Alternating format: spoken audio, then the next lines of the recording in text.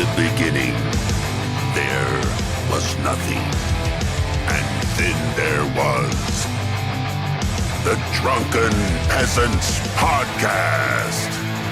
I gotta get a witness. No! Say, man, you got a joint? No, not on me, man. I don't have facts to back this up. It'd be a lot cooler if you did. That's true. Sometimes I cry. Oh! Lick my butthole, he laughed. From the strangest corners of the internet, here to bring you opinions of the world from an altered perspective. Here are your hosts, the Drunken Peasants. Hello, everybody. Welcome to the Drunken Peasants Podcast. Fuck it. This is episode 1436. Back again. Yeah. We got Shabisky. Doing it live. Yeah, doing it live. Shabisky's back again. Are you getting ready, Shabisky? Have you been training? Yeah. Because tomorrow's the big day. The big day. Yeah. Spin till you spew trivia. Spin till you spew excited. trivia. Oh. Yeah, and I saw you got your liquor. Yeah. Got all four of them. Rum, whiskey, tequila, and vodka. Vodka. Yeah. Yeah. First time I ever bought all four of those things at once. Yeah. Probably the first time I've ever bought rum. I think I've never had it before in my life. Yeah. Yeah. We're doing it live tomorrow. You can sign up, patreon.com/DP. Sign up at the $5 level. And you can get a front row seat to spin till you spew. Like you put the thing in the middle of the thumbnail, the little spinny thing. Yeah, yeah. It's a beautiful thumbnail. Especially the right side of the thumbnail. Beautiful. Oh, you mean the liquor bottles on the right side? No, oh, yeah, those things are cool too. I thought so. Yep. Yeah. Yeah, so I'm pumped for that. I'm going to get a lot of sleep tomorrow.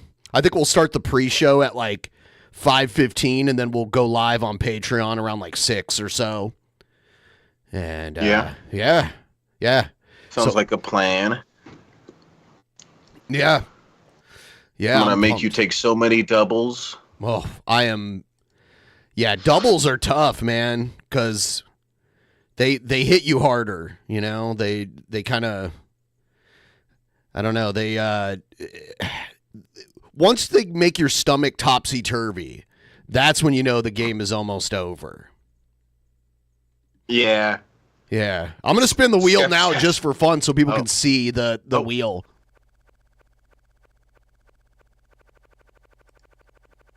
Doesn't it make a little noise? It does. Yeah. Oh, there it is.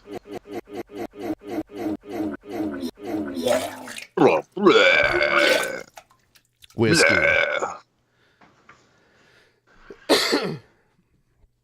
Yep, it's $5. We got to do whiskey. $5 that you can sign up and you get a full month's membership at $5. You don't want to miss it. Become a Patreon. A Patreon situation with these individuals. Yeah, so we've got a lot to get to. I look like a lunatic. I can't find a normal picture of you. You're always making like a dumb face in every picture. There's the one with like your teeth. I look like a...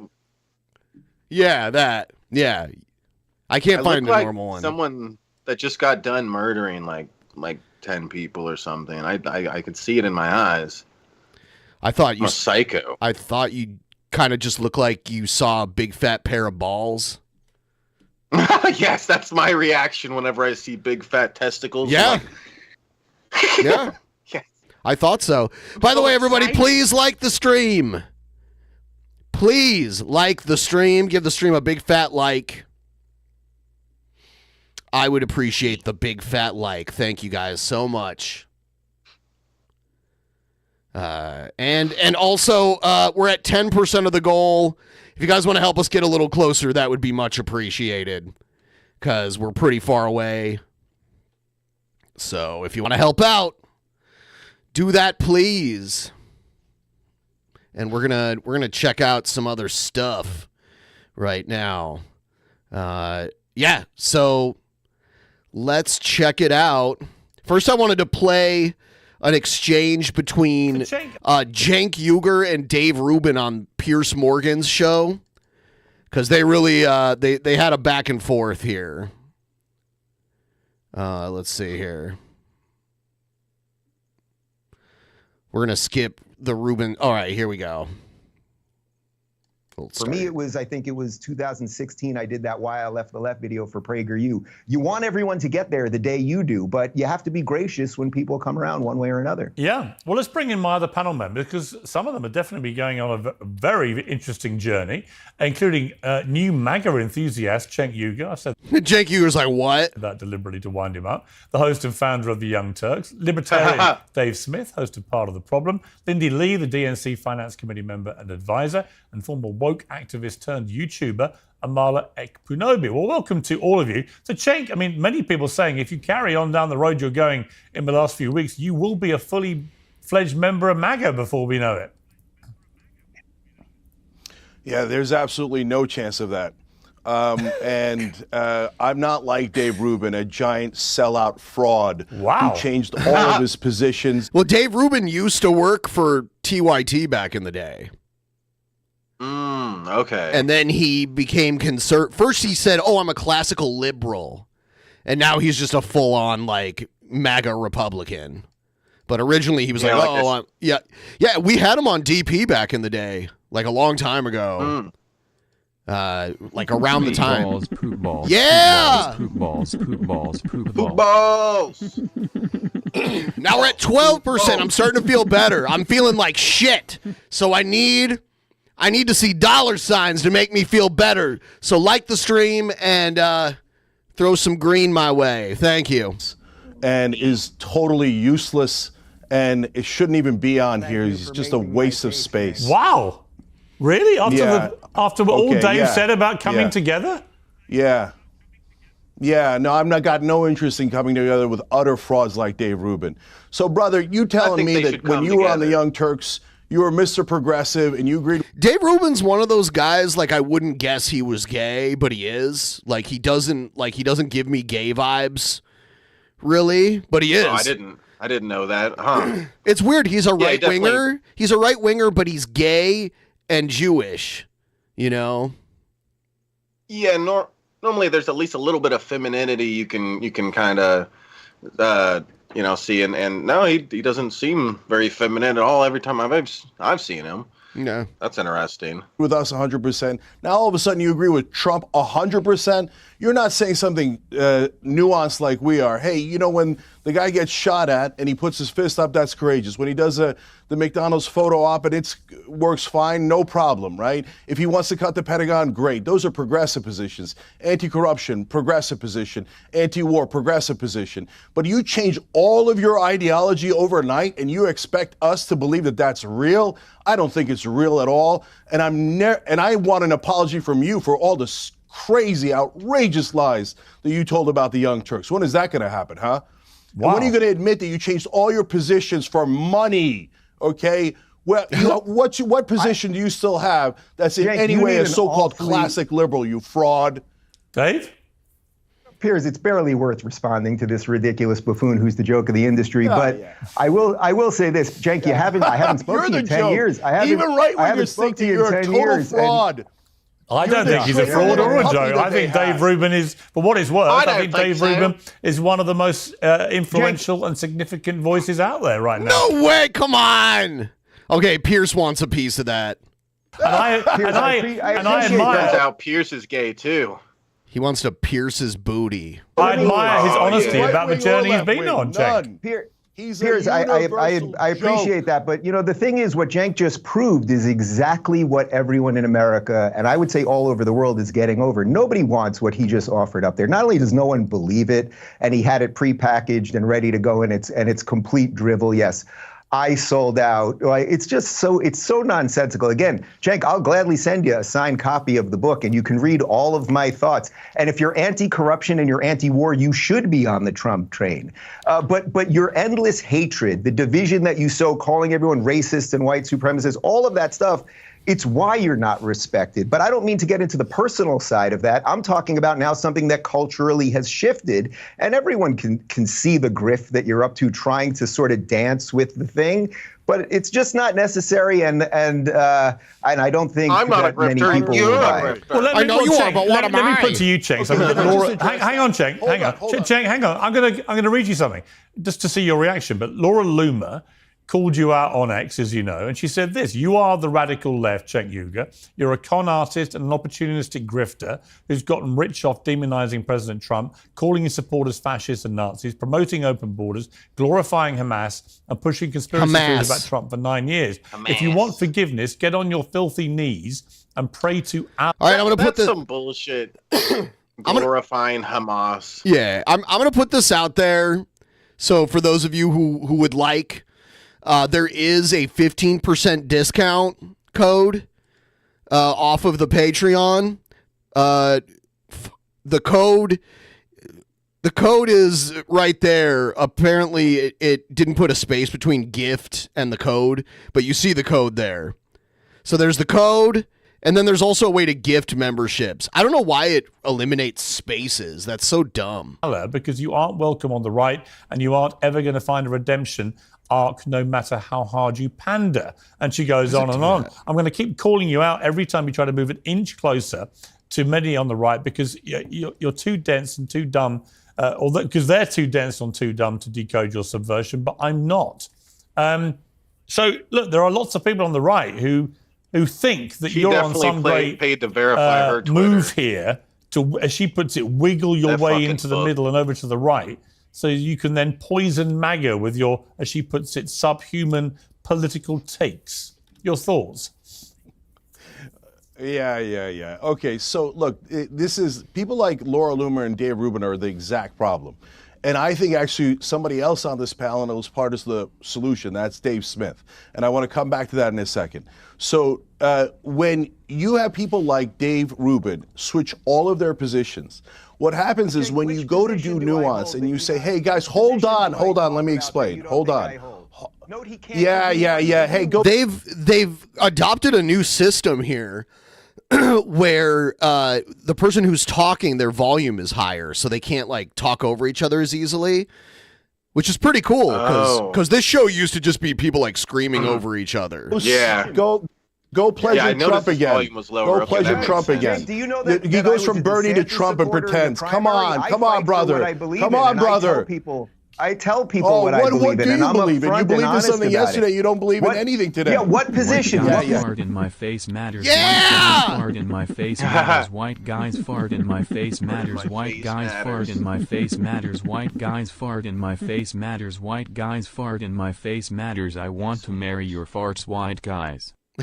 Please. Position do you think I hold that I don't honestly believe? Maybe there's this crazy thing like where maybe Pierce Morgan should try to like, I don't know, control the people that are on his panel.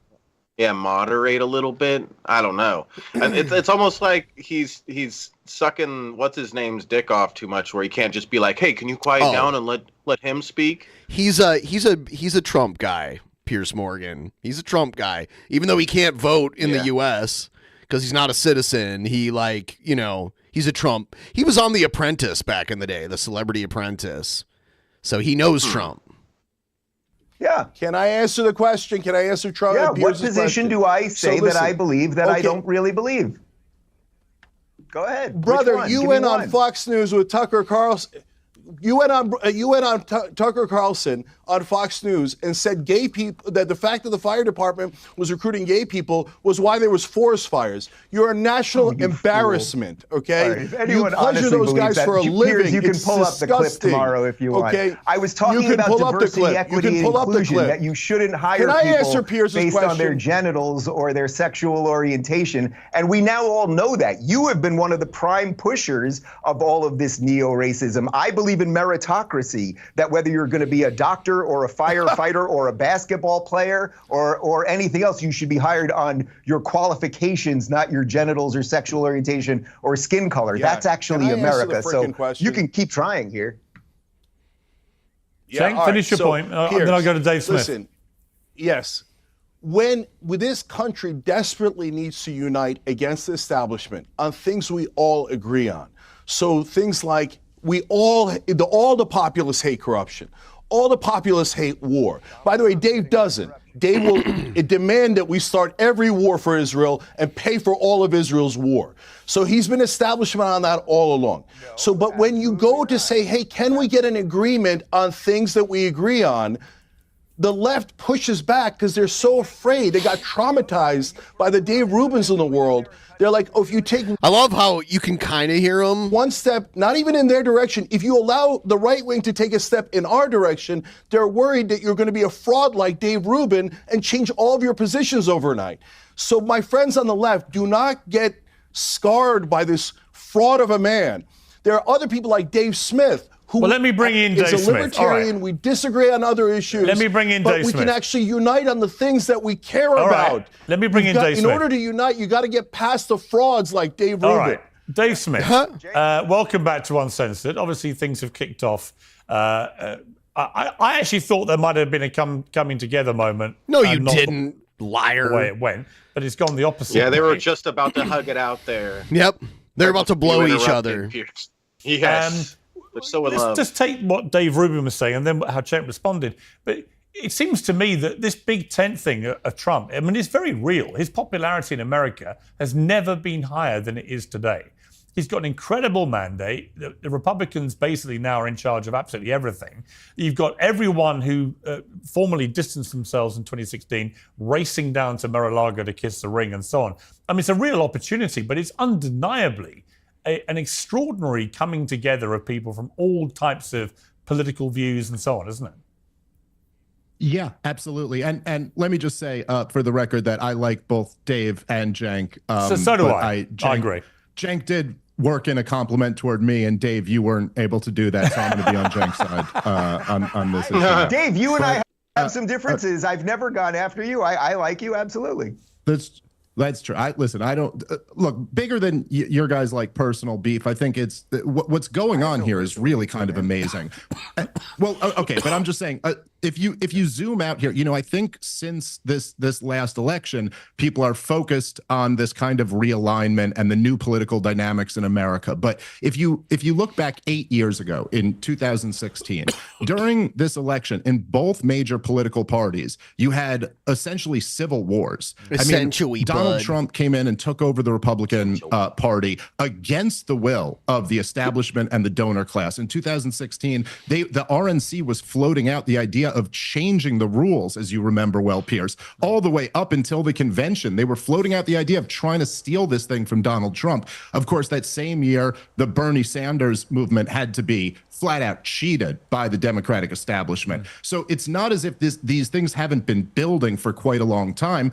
I think what happened in this election is that the thing that unified people around Trump was one, like Dave, like you said, me and you disagree on a lot of issues. I think a lot of people who ended up supporting Trump disagree on a lot of issues. The one thing that united all of us is that we opposed the blatant corruption of the establishment and the corporate media apparatus, which is nothing more than the mouthpiece of the regime, constantly in the business of lying to the American people in service of the regime. And this is so this is how you're able to get a liberal like Bobby Kennedy and a liberal like Tulsi Gabbard and somebody like J.D. Vance or somebody like Vivek Ramaswamy, why they can all come together is that they all oppose the corruption that permeates D.C. that has truly, profoundly degraded this country over the last 25 years. And I think that there's just with that basic understanding, there's a lot that people, even with very different political views, can agree on. Yeah.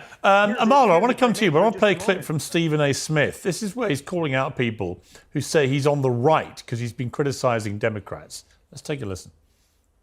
No surprises. You're just continuing to piss me off. Why? Because every time I make a comment... This guy's like a sportscaster. Okay, yeah. He's also a soap opera actor too, which is kind of weird. It's critical of the Democratic Party or the left. I get accused of being a pundit for the right. I voiced my concerns about Joe Biden and his ability to serve as second term as president. Then Biden stepped on the debate stage in late June and revealed what many suspected. He embarrassed himself. The White House and the Democrats eventually switched to Vice President Kamala Harris when he stepped away. I pointed out my concerns with the campaign and the Democrats. Know Dave Smith. Yins ain't know about the Legion of Skanks. I know why he is here, but I'm glad a sane person is vertical bar. Shabisky sucks vertical bar. You suck vertical bar. I love vertical bar. You suck big fat vertical bar. Party Horizontal along the way, bars and suck. many of you wanted to accuse me of being a voice for the right.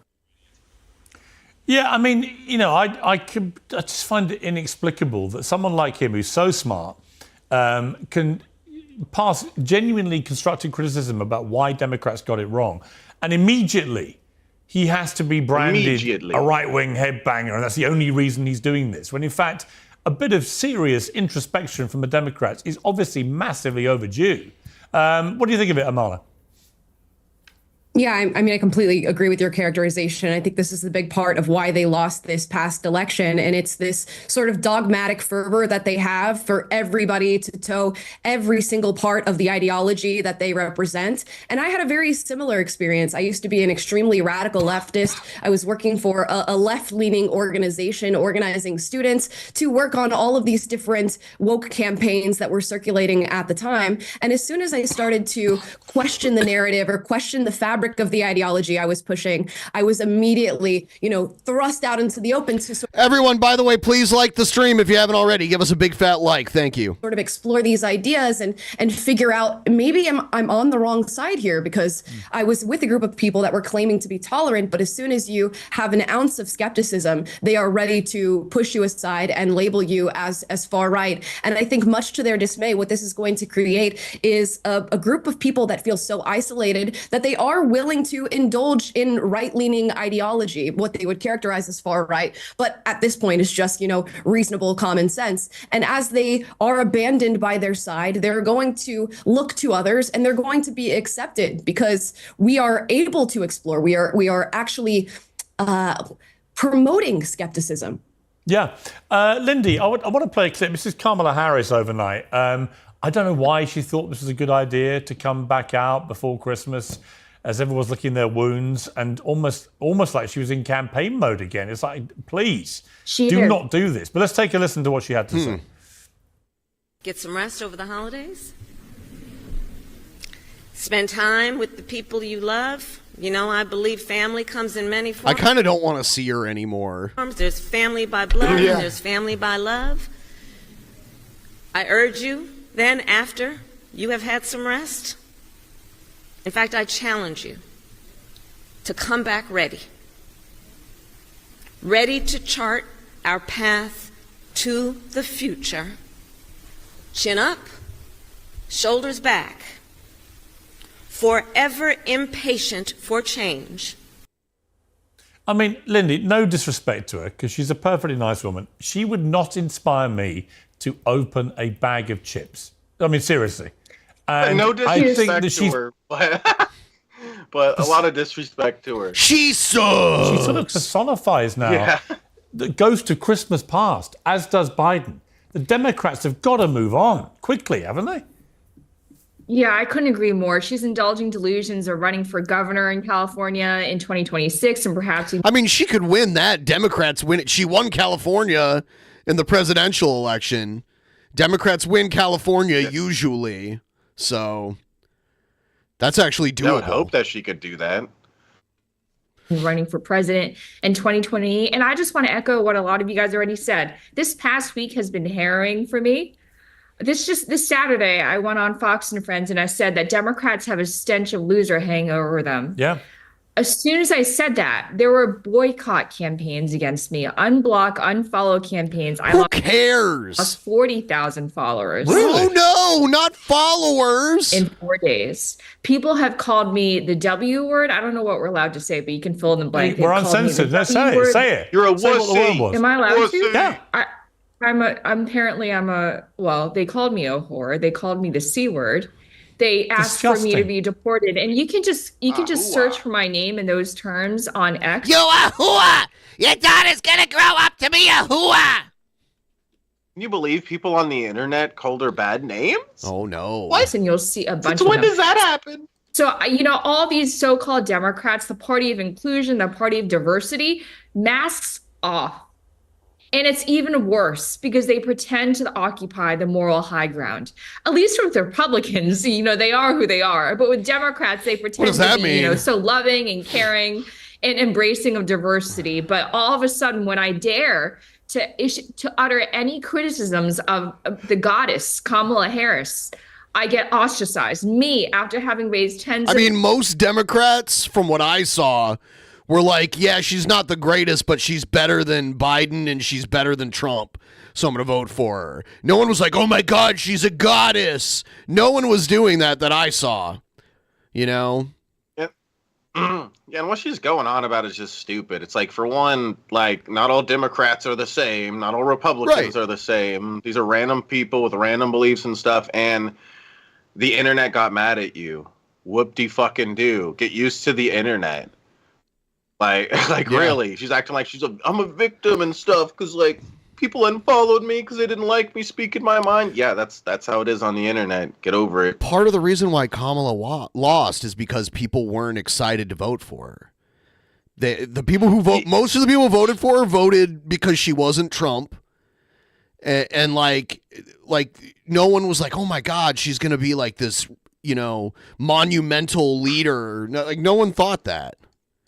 Millions of dollars. Yeah. And Piers Morgan said Trump is most popular now than he's ever been. I don't know if that's the case, but I think they're basing that on him winning so well against Kamala. Well, he won the popular vote, which is not usual for someone like him. So he got more votes than any Republican ever running for president. Yeah, it just seems like they're basing that on the election numbers, and I think the election numbers are more along the lines of how bad Kamala did rather than how great Trump did. Kamala just did really fucking bad, Hillary did so much better than her when she ran for the party. And I'm being called a grifter when all along, all these years, I've said on TV, I've said to the press, I'm a conservative Democrat. This is not a switch for me. This is just me. This is who I've always been. What is a conservative Democrat? And also, my donors are pissed. You can be like a more conservative Democrat. That is a thing. You could you're more conservative, but you're still a Democrat. That's definitely a thing. They raised $2.5 billion across Super PAC in the campaign. It's my responsibility. It's my duty of care to ask what the hell happened with that money? Why did we spend it? Why did we spend millions of dollars on 5-star hotels for campaign staffers? Why did we spend $500,000? You know how you can tell she's smart? She makes sure to put all the books behind her. Everybody knows that she knows how to read. I can weed, guys. Me smart. Bribing Al Sharpton moments before he interviewed Kamala. These are legitimate questions, but no, in the cult, you can't ask questions. Yeah. And leaving the Democratic Party or even questioning the Democratic Party is like leaving a cult. It's terrifying. Yeah, Dave Rubin, that's actually really unpleasant to listen to, isn't it? The idea that a woman who her only crime was to try and raise money for a pretty hopeless candidate, and obviously that didn't work, but the idea that immediately she raises criticism, legitimate, and in my view, entirely correct criticism of the party, she is abused in that kind of horribly misogynistic and disgusting manner. What does that tell you about where we are? Sure. Well, I would say, Piers, we have a living, breathing example of that happening on this panel right now, which is that what she just illustrated there is a bunch of attacks on her character and her behavior and saying awful things, and you can describe them as misogynistic and all those things. Look at everything that Cenk just said to me. These are just attacks, not on my beliefs, but on my character, which, again, he couldn't illustrate one thing that I say that I don't believe. Yeah, because you were talking I came out, I woke up very early to the excesses of the left, what we now know as wokeness. I came out against identity politics, and I wanted to return America to what it was founded on, which was individual liberty and judging everyone by the content of their character, not the color of their skin. The progressive movement is wildly attached to something that brings everyone back to ancient hatred. So when you leave the left, as both of the ladies just pointed out, you will get unending hatred, usually having nothing to do with what you believe or you say. And again, I would just have anyone rewind the video and listen to the nonsense that Cenk said about me to prove the conversation has been about race. That it still exists. At all. Well, Cenk, I mean, you did launch a very aggressive ad hominem attack on Dave Rubin off the top, which was your decision to do that. But in relation to his specific question, Cenk, can you say one thing that Dave Rubin believes in today that you don't think he believes? Donald Trump has YMCA. Isn't there a firefighter in there? There's a cop and an Indian. I'm not. Shut up! Are you kidding me? Are you kidding me? By the way, I just looked it up. Trump got 3 million more votes in 2024 than he got in 2020. And from what I see, because more people are voting now than ever, like the population is higher. There was a lower turnout in this election, but Trump got more votes than he ever had. From what I can see, Trump did get more votes in the popular vote than any Republican ever. From what I see here. I mean, other Republicans have won, and I mean popular vote, not electoral votes. I mean, like, there were Republicans that won it's by... almost like they piss people off and then cry wolf when people call them out on their bullshit. Huh. Weird. Also, tips out for the peasants. Thank you so much. But yeah, there were Republicans that won by larger margins in the past, like Reagan, like destroyed both times he won. But there weren't as many voters. There just wasn't like the sheer numbers. Like the population of the country was a lot lower. Hold on. Look, there's a couple of super important things to say here. First of all, in answering your question, look, Dave doesn't believe in any of the positions he believed in. Before he thought he believed in affirmative action. He believed in this. Okay, affirmative action. And now he says it's the worst thing in the world. Affirmative action. I evolved. I used to believe in identity politics because I was a progressive like you. You asked me to say. Yes, Why can't he change? You asked me to name something you changed on. I named it. There's no narrative. The numbers don't lie. He got more votes than any Republican ever. That's a fact. I don't believe what I'm saying right now. You're calling me a sellout. I believe in Did you believe the Russian propaganda you were paid for? Oh, you. He got more votes than he did in 2020. Did you believe the Russian propaganda you were paid for? I was not paid, Cenk. I was not paid. You were paid $100,000 a video. Oh my God, you clown! I would recommend anyone look into that to find out a bit more on that. Cenk, how much when you took $1 million from Jeffrey Katzenberg? What did that do for you? And did I change my positions at all? Not 1%. Not 1%. Okay, can I just address the core problem here? What position do you think I hold that I cannot explain my beliefs on? Jeffrey Katzenberg is in favor of... Okay, Jeffrey Katzenberg... I hate the delay. ...is a good guy, but he's in favor of Hillary Clinton, Joe Biden, and Kamala Harris. I was against all three. What part of that is unclear? Two people are having a debate, and one person won't stop fucking talking over the person. It's really telling. I'm glad they can do this with the volume now, though, where, like, when Cenk is talking, Rubin is, like, lowered a lot. At least Cenk knows, like, when to shut up and let the other people talk. Yeah. Don't just turn it into a shouting match. Now, there is a delay. And that causes people to step on each other, but I don't think it's the delay that's causing Dave Rubin to do this. I think he's just running his mouth. So, look, hang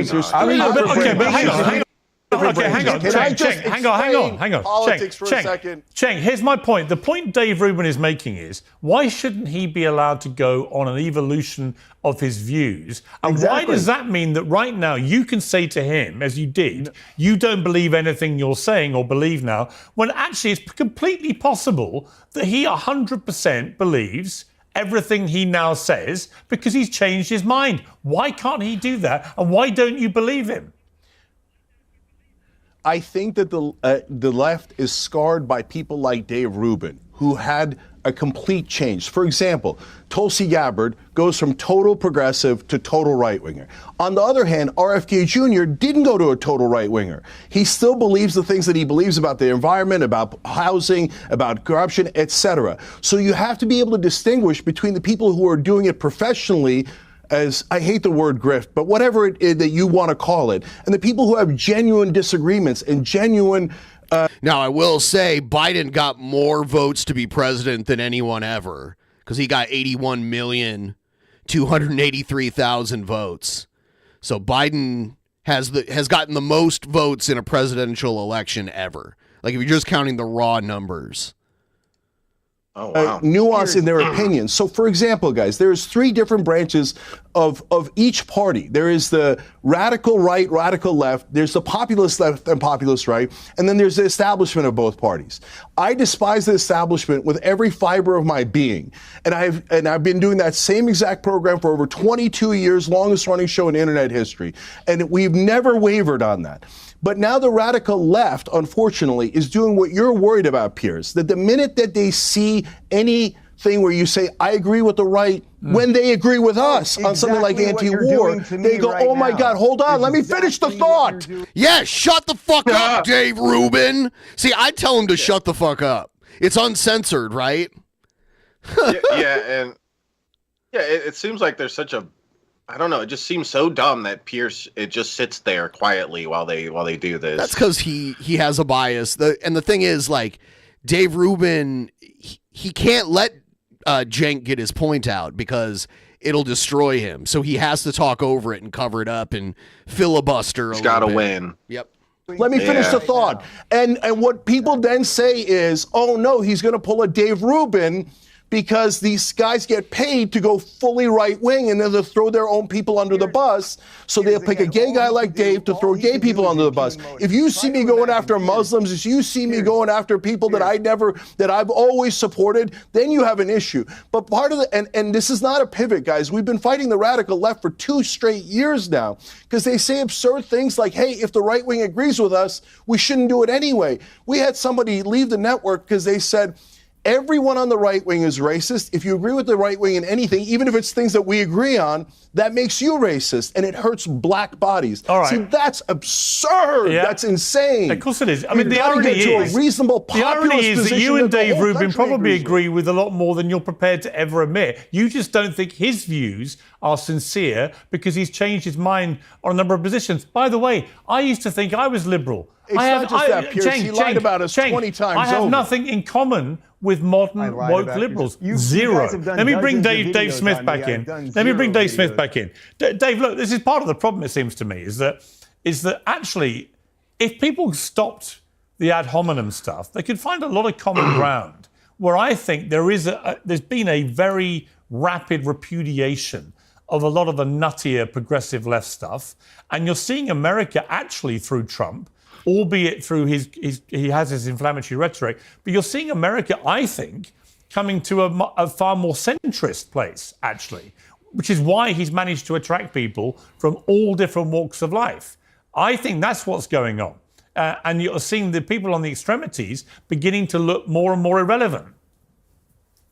You know, a lot of times it's about how we use these words and what they actually mean. I'm not sure that centrist is the right word, but I do think, to your point, you know, if you have people who call themselves liberals and they are blatantly opposed to free speech, which there are quite a lot of. You know, this has been very normalized over the last 10 years, really over the last 8 years. I don't mean to drive this into semantics, but what you're describing is not liberalism. I mean, this is just, and in a similar sense, like people who are, you know, anti-war or pro-free speech, the idea that that's considered like a right-wing position. I mean, like, there's definitely times when war is justified, but so you shouldn't be anti-war under any circumstances, but we've seen a lot of bullshit wars in our lifetime. So I think that's where this comes from. Is just nutty. I mean, I think anybody it's like at this point, then these words don't mean anything. I think that in many ways, whether you call something centrist or radical depends Just on put the in a new current shower rack for a shower blunt and shower beer for my birthday. Yeah! Happy birthday, Raymond. And I appreciate it. environment, right? So like 20%. if you were amazing, something I don't like about this is like, it's like debating and everything. It's like half fighting and half debating instead of it being like just centered around proper discourse and being adults and talking back and forth. It's this fight. It's half shit talking and fighting and half actually political, or you know what I'm saying. This is more of a discussion panel, you know? Yeah, it's just the way they fight instead of actually have adult discourse where they can go back and forth and not shout and talk over each other. I kind of like the shit show. It's kind of entertaining. Like, this isn't a formal debate. It's a talk show. And I kind of like it. It's harder to get ideas out and have like a serious discussion, but I do like I like it because it's more entertaining, in my opinion. Yeah. I agree. At least in a way, it's definitely more entertaining. But it just seems so immature to see adults, having a shouting match instead of just properly talking with each other and having proper discourse. And shut up, Trubisky! Shut up, loser! Have you noticed the two women have hardly talked at all? Yeah, I was gonna say that this show is very misogynistic. Yep. They're like, shut up, you broad. In the middle of Adolf Hitler's rise in Nazi Germany, being, it would be a pretty radical position to believe in like Jewish rights. That today in America is a very normal centrist position that almost everyone agrees with. So what Donald Trump, again, I think the more correct framing here is the establishment versus the dissidents. And if you think about, everybody loves to brag about a convert. So when Dave Rubin goes from being kind of a progressive to being more of a classical liberal, everybody who's in that classical liberal liberal is such a bullshit term. Loves that because they're like, look, see, this guy woke up and saw the light and he wants to be with us. And then the tendency of people who are in his old camp is to say, oh, no, he's sold out. Look, I'm not reading anybody's mind. I don't know what I treat everyone. I take them at their word. The point is that look, Kamala Harris was bragging about the Republicans that she had supporting her, right? But who were the Republicans that were supporting Kamala Harris? It was Dick Cheney and his daughter. Yeah. And, you know what I'm saying? Yeah, it is. I did kind of cringe when that happened. Like when the person I'm voting for gets the endorsement of Dick Cheney, I'm like, because Dick Cheney was the devil when I was younger. Like, we all hated Bush back in the day, but we knew Dick Cheney was pulling a lot of strings behind the scenes, too. And he was a war profiteer and all that. So it kind of soured. I still voted for Kamala, but it soured a lot of things for me. And I guarantee you there are some people, I don't know how many, that didn't vote for her because she got Dick Cheney's endorsement. Yeah? Yeah. Huh. Like all the maybe they just didn't vote at all. About Dick Cheney. Dick Cheney was George Bush's vice president. He's way older, and he was the CEO of a company that made like weapons and shit. So he was the vice president. It's called Halliburton. So the company he was the CEO of was directly profiting from the war that him and George Bush started during their administration. Is he the same guy that accidentally shot his buddy going hunting? Yes. Yeah. Yep, that's him. I remember learning about that. Yeah. It's true. Establishment Republicans are the ones who joined him. Who did Donald Trump get? Well, they were all of the dissidents. And, Tulsi Gabbard, again, Jake, I get your point. I mean, she has changed on several of her views, but might that have something to do with the fact that when she stood up and criticized the war in Iraq, the blood-soaked monster who sent her there called her a traitor to her country for that. And so when you... Okay, yes, and someone corrected me in the chat. They're actually like an energy infrastructure companies, not weapons. So the stuff they were doing in Iraq was they were like rebuilding Iraq after it got destroyed by the war. Yeah. You have that type of dynamic and you get viciously smeared in that way. What tends to happen is people go to a different group and they start listening to that other group. And maybe they get compelled by some of the arguments. Now, I'm not disagreeing with you that it's also true that you always have to guard against audience capture and perverse incentives and things like that. We all have to fight that force all the time. But it's also true that, you know, I remember... because I'm a stand-up comedian, after Louis C.K. got in trouble and when he started coming back, they started insulting the people who were buying tickets to see him. And then they started saying that Louis C.K. only plays for right-wing... I'd buy a ticket to watch Louis C.K. jerk off in front of me. Audiences now. But their definition of right-wing was anyone who wants to buy a ticket to go see him. By the way, please like the stream. Liking the stream is very helpful. Do us a big favor and like the stream. Thank you so much. So it's just like what happens is that if one group is saying, you're a monster, we hate you, you're a traitor to our country, you should be punished forever. And the other group is saying, hey, we like your point on that. People tend to go toward the path of less resistance and find a new home. Yeah. But I would also say there's something deeper there, which is that people on the right are much more willing to agree to disagree. So you can talk to people. I guess there was a Streamlabs. Let me take a look here. Well, RFK, he was running as a Democrat, and what happened? He got virtually nothing but hate from the lefties. By the way, for the record, I debated because RFK was for affirmative action when he was running for president. I'm not. We debated it on my show, so I can clearly lay out my beliefs on that. And his wife was the CEO. Shabs, we got to watch the film Vice. It has Christian Bale as Dick Cheney. I know that isn't spelled correctly, but it's a great movie. We should watch. Sam Rockwell is Bush and does a great job. He sort of at the end of it kind of admitted that I was right. You don't solve perceived former discrimination with discrimination of today. But what you will consistently find, what I know my good friend Amala has found over the years, is that as you wake up and you leave the progressive plantation, what you will find is people on the right that you're told are evil and scary. I saw Sonic 3 today. It was a fun movie. But Eggman woke, so better not watch it, boys. Huh, I didn't know there was. I haven't even seen Sonic 2. Like Dennis Prager and Glenn Beck. By the way, I just looked it up, and from what I see, Dick Cheney was CEO of Halliburton at one point. I don't know if his wife was too, but from what I can see, I believe he was also CEO of Halliburton. And Bill O'Reilly and all these people that you may not agree with them on everything, but what do you think of my choices here? I don't know if you'll recognize everything here. This doesn't even seem like this doesn't seem like a big brand, but then I got that's the tequila. I got the Smirnoff vodka, Jim Beam honey whiskey. Hell yeah. And then one of my friends gets this all the time. I don't think I've ever had Kraken. Oh, that's good stuff. That's good stuff. Yeah. Yes.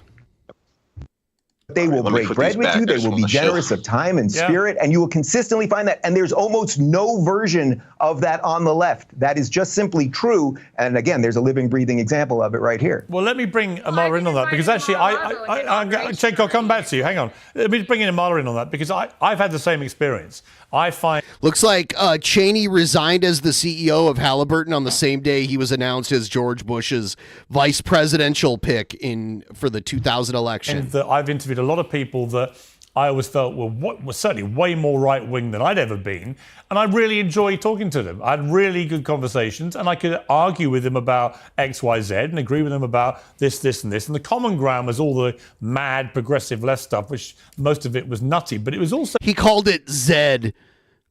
Go back to your country, redcoat. We call it Z here. Based, Amala, on something you've picked up on, which is a denial of truth. And that was the key thing for me when I saw the progressive left trying to convince me it was perfectly okay for trans women, for example, to compete in women's sport because they're women, when in fact we all know they are biological men, and I respect their fact that they want to be trans women, that's fine. And if they want to be called... As long as you ain't a sicko. She or her or whatever, that's fine too. Yeah, what you can't do is erode women's rights at the altar of this movement. And that is where Why don't you go kneel before your king and eat a crumpet while you're at it? I realised the left were losing their minds and losing their track on reality. And you said it was basically a denial of truth generally. Was that one of the things that you would say was an example? Oh, yeah, absolutely. I mean, I had tons of motivations for changing my political ideology and rethinking things. Number one being the gay firefighters. That was the first thing that really started. Why? Gay firefighter. Because, by the way, to become a firefighter, you have to like be in really good physical shape, and you have to pass like a physical exam to even get a job, because you have to be able to be like strong to carry people and that kind of shit. So them being gay had nothing to do with it. If they were able to physically do the job, why do you care who they fuck? Like, why does that matter? That is a weird thing for her to pull out for, like, this is the biggest, if anything, the main reason I changed my political beliefs. Right. Gay firefighter. Right. What? It's like, what? Did you not know before then that a gay guy could be a firefighter? Yeah, so you're in a burning building and a firefighter comes in to save you, but you're like, wait, are you gay? Because if you're gay, I'm going to wait for someone else to come save me. Yeah, send another one in. Yeah. Send a straight firefighter in, damn it. But I think it's a combination of yes, with that example that you just used of this trans issue and in Title IX, we're failing to acknowledge how far left the progressive left has moved. And that's a big factor. A lot of people say, I didn't leave the left left me. And you're sort of standing in your positions and watching as people become more and more extreme. And for me, farther away from the truth and reality. Now, you couple that with this feeling of being lied to in that you've dedicated yourself to this ideology. You've worked to promote these ideas, and then you feel abandoned by this group. So we're building an equation here. On top of that, we have the other things that our panelists have mentioned, the smear campaigns, the attack that you get on the other end of even just trying to raise your hand and get a question in is just absolutely insane. And then you mix in a little bit of the acceptance that you get from the other side as soon as you're willing to hear them out and maybe accept some of their ideas, and you have a wicked combination for somebody you wicked retarded really steering themselves in the complete opposite direction when it comes to their ideology. Now, I think if we're going to keep our logic intact, what you have to do is take in all the factors of that equation, sort of swallow it and stomach it for a little bit, and then meet the ideas where they're at and hope that you're being logically consistent without all these other factors of the acceptance and the smear campaigns and the... That's where she had the epiphany. She was in a burning house and a gay firefighter saved her. And she's like, no, ever since then, she's been different. Yeah. Hatred and the feeling of being lied to, and hope that you're driving yourself closer towards the truth.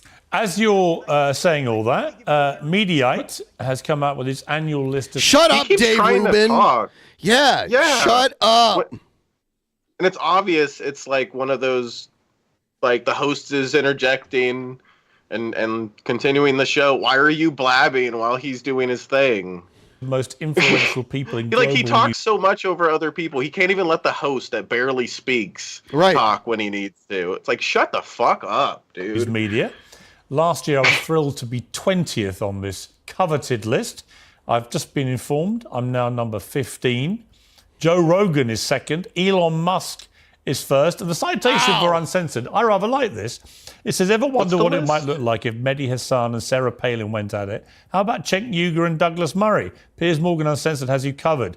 Morgan is poised to thrive over the next 4 years at the centre of the action. I can't actually think of a better panel to be here as I read that citation out, because this is exactly what I'm trying to do. And funny enough, Joe Rogan, funny enough, had a little pop at me the other day, not in a bad way, but he said that he finds it all a bit too noisy, the debates we do. He prefers one-on-one, and I do a lot of one-on-ones too. But the reason I like this is that is the cool thing about Joe Rogan. Like, no matter who it is, he tries to keep it positive and chill and just an adult conversation. It's not this fight, this yelling match or something. Not often. There have been a few. Did you ever see the one with Alex Jones on there, where Alex Jones is all drunk and he's like screaming at the one guy? I guess it does happen. It does happen. When we get through it, he's done a lot of into shows. The real nitty-gritty of what's going on in the world, bringing smart people together to thrash it out is a really valuable thing. And there should be more of it, not less. Lindy, let me just ask you before I want to pivot to another topic, but I'm horrified by what you've been through, and I'm really sorry you've had to go through that. I've had a lot of it myself. I always think the perfect... It was my birthday, too, by the way. Well, happy Everyone birthday, and I'm really... Well, happy birthday. Fuck you on your birthday. It was my worst birthday of my life. Fuck you on your birthday. Shut up.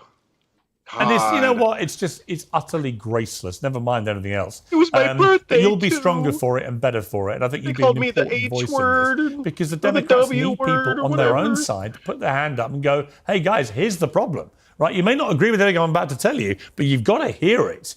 And there is a stench of loss. I would go further. There's a stench of political death about the Democrats. Looking at Biden, still the Democrat president, barely able to string a sentence together. Looking at Kamala Harris popping because up. he's old as fuck, dude. Nobody wants her to.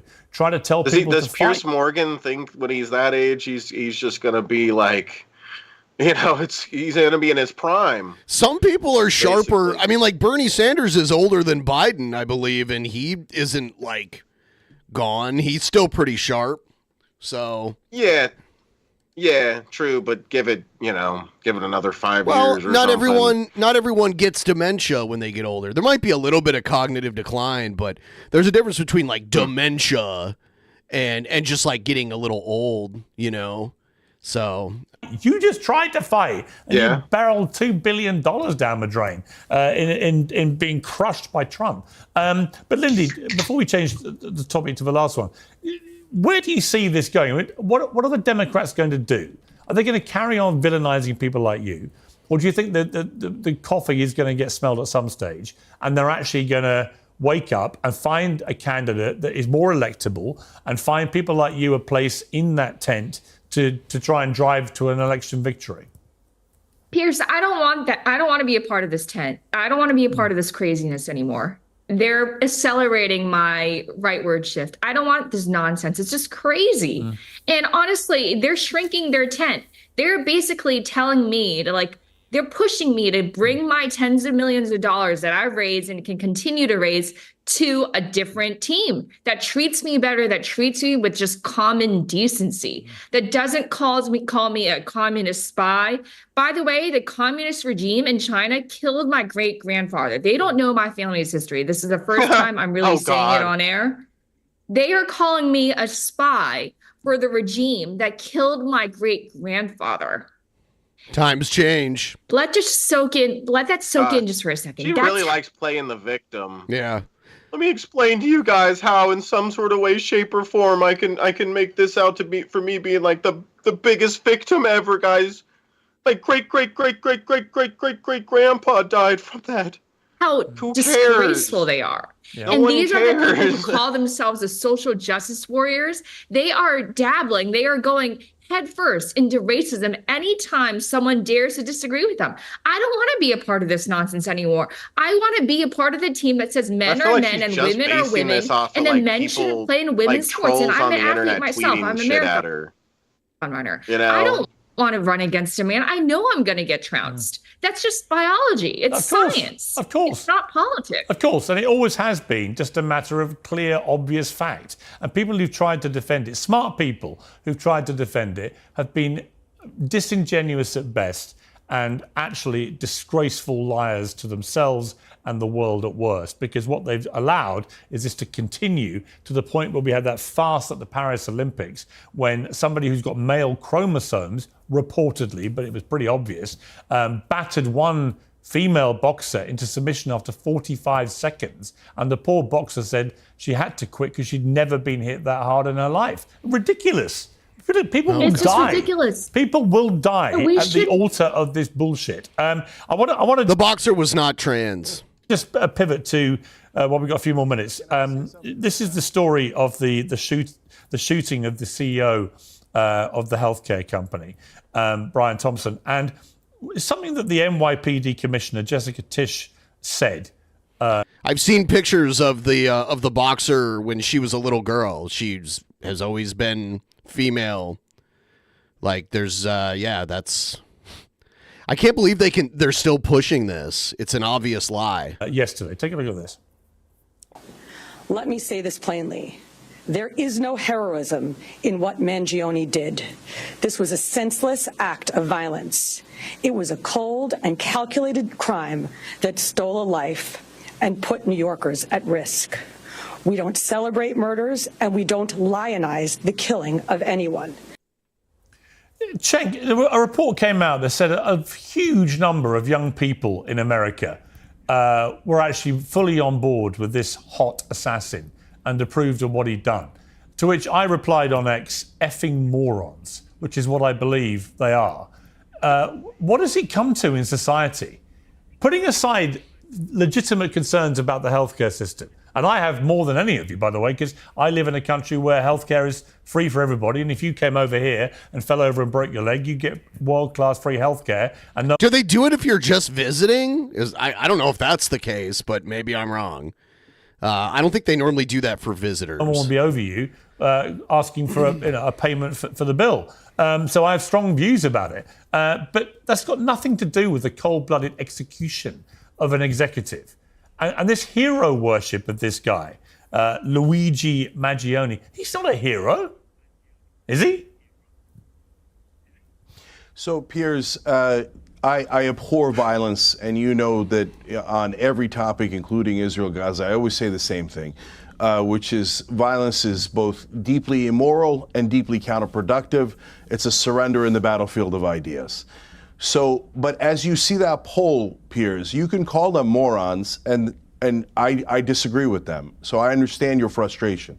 But at the same time, if you ignore why they're having this unusual a reaction to a killing, you're making a mistake. And the reason they're having that reaction is because we live under corporate rule, and now both right and left hate that corporate rule.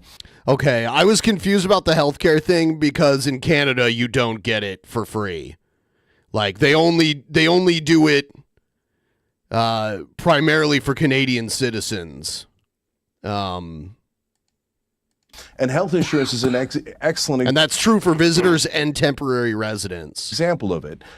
According to studies, 76,000 people die every year because they don't have health insurance, because they can't afford privatized health insurance. So the core job of the government— I did mean the UK, but I just assumed it was like Canada. —is to protect us, military, police, firefighters, and yes, health insurance saves our lives. We're the only nation on earth that doesn't have universal health care. We let our own citizens die for profit. So that is the frustration that has built up, and now being shown in an unproductive way through this killing and the support of the guy who did the killing. But if you don't go address that massive health insurance problem, you're going to get more and more of this, and you can get angrier and angrier, and we can all go into our separate camps. But that's not going to solve it. What's going to solve it is ending corporate rule. And the number one issue is that the establishment takes money from those corporate donors and serves their corporate donors. All right. Both Trump and Kamala Harris. Kamala Harris took $700,000 from the health insurance industry to make sure that nothing fundamentally changed. That is a core problem. And if you're a Democrat or you're on the left and you push people out for— We got to take money out of politics. That's what needs to happen. Like, the money and the politics, the lobbying, all that shit, we're not going to get the meaningful change we need until we get that out of the way. Saying things that are true, all you're going to get is a weaker and weaker party. Let's address the root causes. All right, Dave Rubin, the poll was by Emerson College. 41% of 18 to 29-year-olds believe Thompson's murder was acceptable. The cold-blooded murder of a man, of a husband, a father of two kids in Midtown Manhattan is acceptable, because he happened to be an executive at a healthcare company and they disagree with some of the policies. I mean, if it comes to that, then if that is taken and extrapolated across the country, that's the future generation now in America. They think that murdering executives from companies whose opinions you don't like is now acceptable. America's in a very dark place. Yeah, well, I can basically give you Cenk's answer without the but. There's no but there. It doesn't matter what you're aggrieved about. Everyone is aggrieved about something. Everyone has been wronged by somebody, a former employer, a health insurance agent, a doctor, a former boyfriend, girlfriend, whatever it might be. You cannot take the law into your own hands, period. If you wonder why so many people think that violence is okay, again, I would only point at the progressives who for the last decade have been calling everybody racists and bigots and saying this country's run by white supremacists. A few more, little bit more Russian money going into Dave's bank account. Capitalism's evil and the very founding of America is evil. And then they telling them that climate change is going to cause the world to end in 6 years and a litany of other, and that their genitals don't match their gender. All of these things have led to a certain psychosis in young people that's also connected to the endless doom scrolling on the phone and social media, which made everyone much more antisocial than social. But if you tell everybody that the boogeyman's coming to get you I love how Dave Rubin speaks out against social media, yet that's how he makes all of his money. Everywhere at all. Yeah, when he said that, I was thinking about people scrolling and seeing him. Right. It's like times that you live in a watching horrible of my place. YouTube channel. I remember there's this guy, he passed away during COVID. He was really old, but he was an old school like news interviewer guy. His name was Larry King. And Larry King was one of Dave Rubin's like mentors. And one time Dave Rubin had Larry King on his show. And Larry King in the middle of the interview just answered a phone call and started like talking to whoever was on the phone with him. It was so funny. Yeah, it was hilarious. With evil people who want to kill you, then you are going to have a mass mental health problem, and it's going to lead to people doing horrible things. But the second you do what Cenk just did there, which is but, so okay, we've got all kinds of problems, but, well then congratulations, anyone can go out there and kill anybody because everybody's got a reason to be aggrieved. We are a nation of law and order or not. It's as simple as that. Yeah, I mean, Dave Smith, I actually agree with that. Said. Yeah. I think the moment He you started it equivocate... off by saying he is highly against violence. He deplores it, whatever, and then he went on to explain why people feel this way. When you talk It's about so something dumb. like this, you are opening the floodgates for everyone to equivocate. Whatever their cause is, whatever their gripe is, the moment you start saying, well, that murder was terrible, but... In other words, trying to find an explanation for why it's not as shocking and heinous and disgusting as it obviously was, I think you're on a very slippery slope, whatever it is. Well, I would certainly agree that and I've seen a disturbing amount of it online and stuff like that. And so, look, obviously it's horrible to execution style kill somebody. And the whole premise of Western civilization and the Enlightenment and everything that we should consider good and advanced in civilization is that even if that guy was guilty of horrendous crimes, well, he gets a judge in a robe and a lawyer in a suit, and he gets to present his defense before he is convicted by a jury of his peers. Like the idea that you can just execute, first of all, it's evil. And also, no matter what side of it you're on, the outcome of vigilantism like this is just chaos and an awful place to live. I do think, though, that for people who feel that way, we should look at a poll like that and have a lot of questions. Yeah. And I don't think that I don't think Dave is completely off. I think there has certainly been a bunch of toxic garbage that has come to dominate university life that is very bad for young people's minds. I will say, though, that as a society, we have put the young people in this country in an awful position in many ways where they do have legitimate grievances. Now, I'm not saying that justifies, supporting anybody being executed like this. But the truth is that the big banks and the government got in business. All right, I'm going to share a link with the chat here that shows you how to link your Discord to your Patreon. So there it is right there. There's the link. It shows you step by step how to do it. To prop up this college, which is essentially a government program at this point. The loans are given out by the government after many years of them being guaranteed by the government. We've cattle carted these young people into going into six figures in debt while they learn, for the most part, garbage.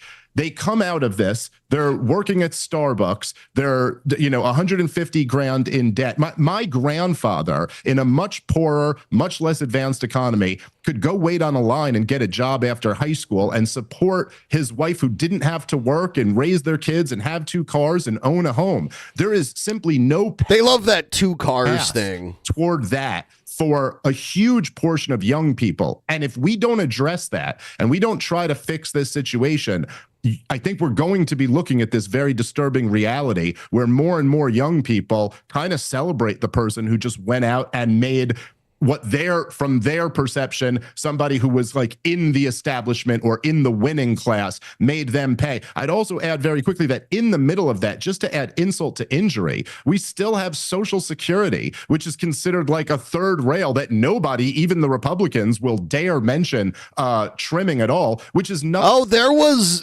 not recently, but a few election cycles ago, I could have swore I remember George W. Bush talking about like gutting Social Security or like privatizing it or something like that. Nothing but a wealth transfer program from these young people to a much richer group who have higher net worths and higher incomes and a lifetime of saving. It's the way young people have been screwed over in this society is very disturbing. And so again, just to be clear, Pierce, I'm not equivocating and saying like, oh, that's why it's okay that some of them are celebrating this. Yeah.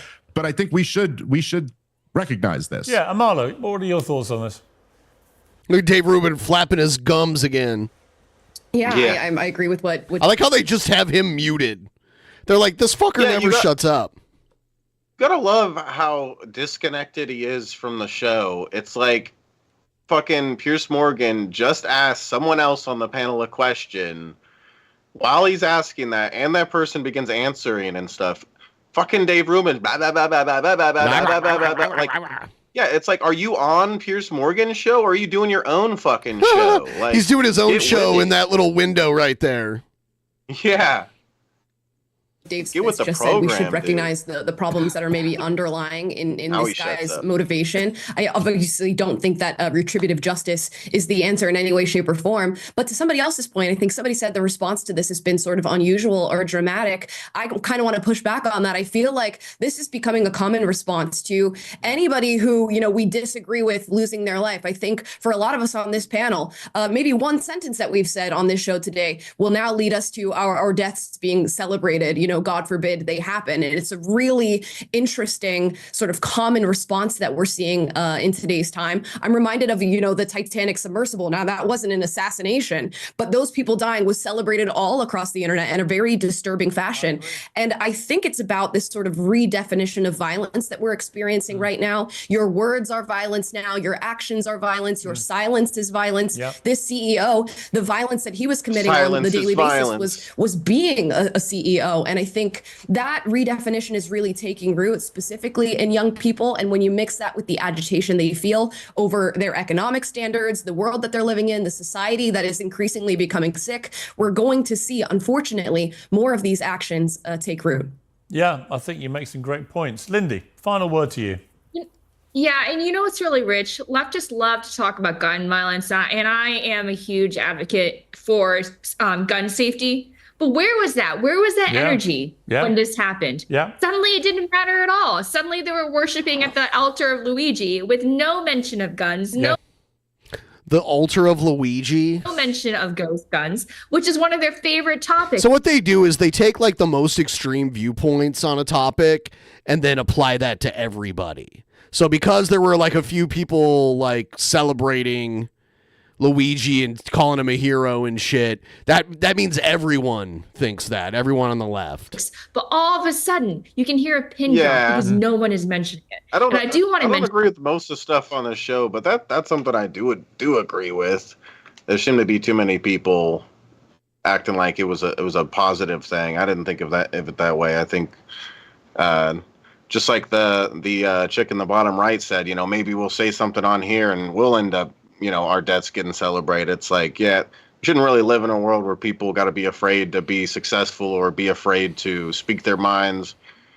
We shouldn't celebrate people just murdering people because we don't like them.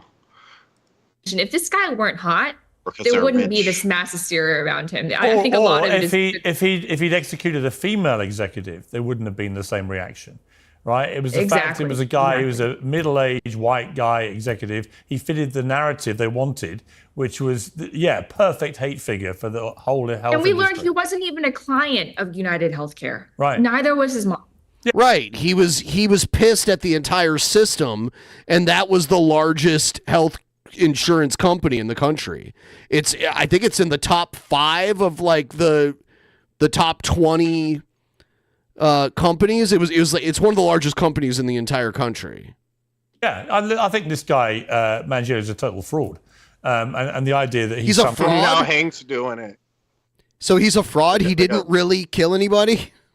Some kind of Pied Piper, Yeah, it Robin was all Hood figure. Forget a prank. it. It was a prank, He's just bro. a cold-blooded killer with a twisted mind who thought he'd make a name for himself. Got to leave it there. Merry Christmas to all of you. What a great panel that was. We can say that again, right? Merry Christmas. Oh my God. Okay, you were never on the left. You can. The war on Christmas shit. You're gonna dredge that garbage up. That's such trash. She seems so fake. Like when she was talking about guns and how she's so pro-gun, I could just imagine her putting a video on the internet of her shooting a pistol just to show how much of a right-winger I am and stuff. And it's like, yeah, whatever. Keep putting on a show. You could say Merry Christmas like there's no law against it. Now, if you say Merry Christmas to someone who's Jewish, they might be like, I don't celebrate Christmas. You know what I mean? Like, yeah. And the people that act like they're victims over that bullshit are so stupid. Because all it is just being a little more inclusive with the wording of it. It's not even saying, not Merry Christmas or something. It is saying Merry Christmas. It just kind of doesn't fit or make sense when you say Merry Christmas to someone who doesn't celebrate Christmas. Right. It's kind of weird. Yeah. Like if you saw like a Muslim woman walking down the street, would you be like, Merry Christmas? No. Merry Christmas. Yeah. Christmas, guys. Yeah. Merry Christmas. We can say that again without being cancelled. What do you mean again? Who got canceled for saying that? Yeah. The mere fact we're all. I think this all was what it was like businesses like Starbucks and stuff like changed it from Merry Christmas, they'd say to the customers, to Happy Holidays to be more inclusive. Yeah. And then now they act like they got canceled for saying Merry Christmas and stuff. It's like, no, there was just that business thing, that business move that made sense, that was more inclusive with the wording. Yeah, they kind of did that. How stupid of Starbucks to be more inclusive with their customers. Yeah, they're not like trying to make money or anything. Still here means the cancel culture is dying, and thank God for that. Thank you all very much, and I hope to see you all again next year. I think we should cancel him for saying that. Okay, now this is a special surprise here, because next he has on Lauren Boebert. You know Lauren Boebert? If I see her, maybe I'll recognize her. She's a Republican congressional representative from Colorado. She's like younger. She's probably like late 30s, I would say. She got into politics because she owned a restaurant that was kind of like Hooters, but it was called Shooters, and all the waitresses wore like guns, like on their hip. There's a whole like rabbit hole with her. But I want to go to Shooters. It doesn't exist anymore. But she's like a younger person in politics, I would say. I don't know how old she is for sure. This guest is one of President Trump's most loyal supporters in Congress. Like the man himself, she's no stranger to controversy. Like the man himself, she doesn't seem to care. Colorado Congresswoman. Yeah, she's 38. Lauren Boebert has been comfortably re-elected for another 2-year term. Here are some highlights of her first. So I'll ask again, did you shadow ban my account? Yes. She's very bitchy. Or no? There are rumors and a little bit of evidence to suggest that she might have been like a call girl when she was younger, like when she was in her 20s, like an escort, like a hooker, you know? Yeah. And she, a few years ago, she went on a date with some guy, and they went to like a theater, and she didn't know that they had like night vision cameras in the theater, and she was all like playing with the dude's dick. Like over his I remember pants. that. Yeah. And when they kicked her out, she was all like, "Do you know who I am?" She pulled that card. Yeah. You know who my daddy is? Not to the best of my recollection. So the answer is, Mr. Roth, yes, you did. I found out last night from Twitter staff that you suppressed my account for this tweet. It's a freaking joke about Hillary Clinton being angry that she couldn't rig her election. Who the hell do you think that you are? Do you continue to assert the slope of the roof as a credible reason for leaving this position undefended? There was no order to hold fire. Our agents and officers have the ability to neutralize a threat. You need to be fired. You do not need to hold this position. You are not the best for this job. And then you take this microphone and you I've also seen the coal plants that have been decommissioned in my state. But 100% we should not I've seen the energy regulations that have regulated my district into poverty. It's funny, like, when you look at her, she's, like, not bad looking, but then she opens her mouth and it, like, ruins any type of, like, attractive points she has. So, yeah. Well, I disagree myself with the Loud Congresswoman on some key issues in the past. Loud In and the bitchy. spirit of Christmas, and for an insider's view of Trump 2.0, I'm very pleased to say that she joins me now. Well, welcome. Well, okay, the tan is, like, way too far, by the way. The tan, like, what? She is, like, super dark. Very dark. It is kind of gross. Yes. After a couple of years, she'll be like Trump, be all orange. To you, Miss Boba. Welcome to Uncensored, finally. Pierce, it is wonderful to be on here with you. And, you know, when you're going to bring in some of my highlights, I didn't know exactly where you were going, but I'm kind of proud of those moments there. Well, you know what? Listen. She definitely got the laser teeth whitening, because, like, no one in their late 30s has teeth that white.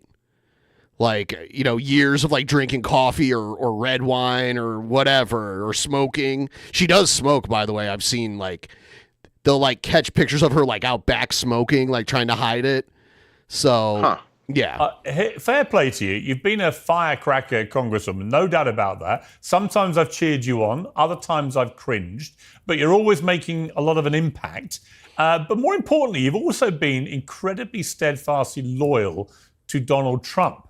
And I would imagine right now, I mean, I was watching the scenes at Mar-a-Lago the last few days with the world's great and good, including many of his former enemies, all trotting down there to pay homage to the king. It's been a quite remarkable thing, hasn't it, since the election? The scale of the win and the way, really, that the world is now just gravitating to Donald Trump. How do you feel about it? Well, I do want to say it looks like her head is, like, super big compared to the size of her shoulders.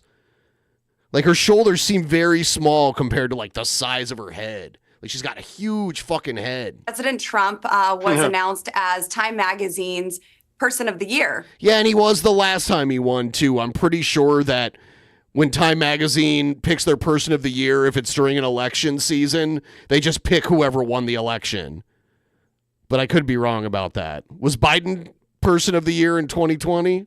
But America decided that he was our Person of the Year on November 5th. He won the Electoral College. He won the popular vote. We have the House. We have the Senate. He's rightfully returning to the White House. And yes, many people are visiting Mar-a-Lago during the season, but also they haven't stopped visiting Mar-a-Lago for 4 years. I've been there multiple times and I have seen the same crowds. And those who did turn their back on President Trump, well, they're probably not going to be welcomed back as quickly this go around. I will be at the same event with President Trump in Arizona. And, you know, it's really exciting that he is still engaging with so many Americans. He doesn't have to go to rallies. He doesn't have to go to events and show up for Trump. He needs to go to rallies for his ego. Trump loves the crowds, the large crowds of people cheering for him. That's why he never stopped doing the rallies. He's been doing the rallies since he first started running for president in, like, 2016. Charlie Kirk and Turning Point USA, he wants to engage with the people. It really just ignites him and keeps him motivated and going. And that's what makes President Trump so special. He will go to the forgotten voters. He will go where the political pundits and the consultants say, don't waste your time going there. He showed up to Aurora, Colorado. He showed up in Colorado when he knows that he was not going to win Colorado and still said, you're worth it. I'm going to highlight what's going on here and I'm going to show up for you. I will say that was disappointing about Kamala. Like, they didn't go to the states that they didn't think they needed to go to because they were like already going to win. Like, they didn't come. Like, Tim Walz came to Seattle, but he didn't do a rally. He just like went and hung out with like the really rich people here and got donation money from them. Because there's a lot of really rich people that live in the Seattle area, like Bill Gates and Jeff Bezos and like those kind of people. So he came and met with like a lot of like billionaires. So yeah, seems like Trump has shown pretty well that like doing a lot of those is better than doing less than them. He was even doing it when he wasn't even campaigning, right? Like he just keeps going. Well, and keeps doing it's them. for his ego. He loves the live crowd of people eating out of the palm of his hand, and he can do his like jerk off dance in front of everybody. Yeah, but it seems like he showed that it works. If you just do them constantly, perpetually, it helps. I don't know. I don't know if it worked necessarily. He lost the second time he ran. His work rate, especially in the last year, was absolutely extraordinary. And you know, I think in life you get back what you put in, and he certainly did that.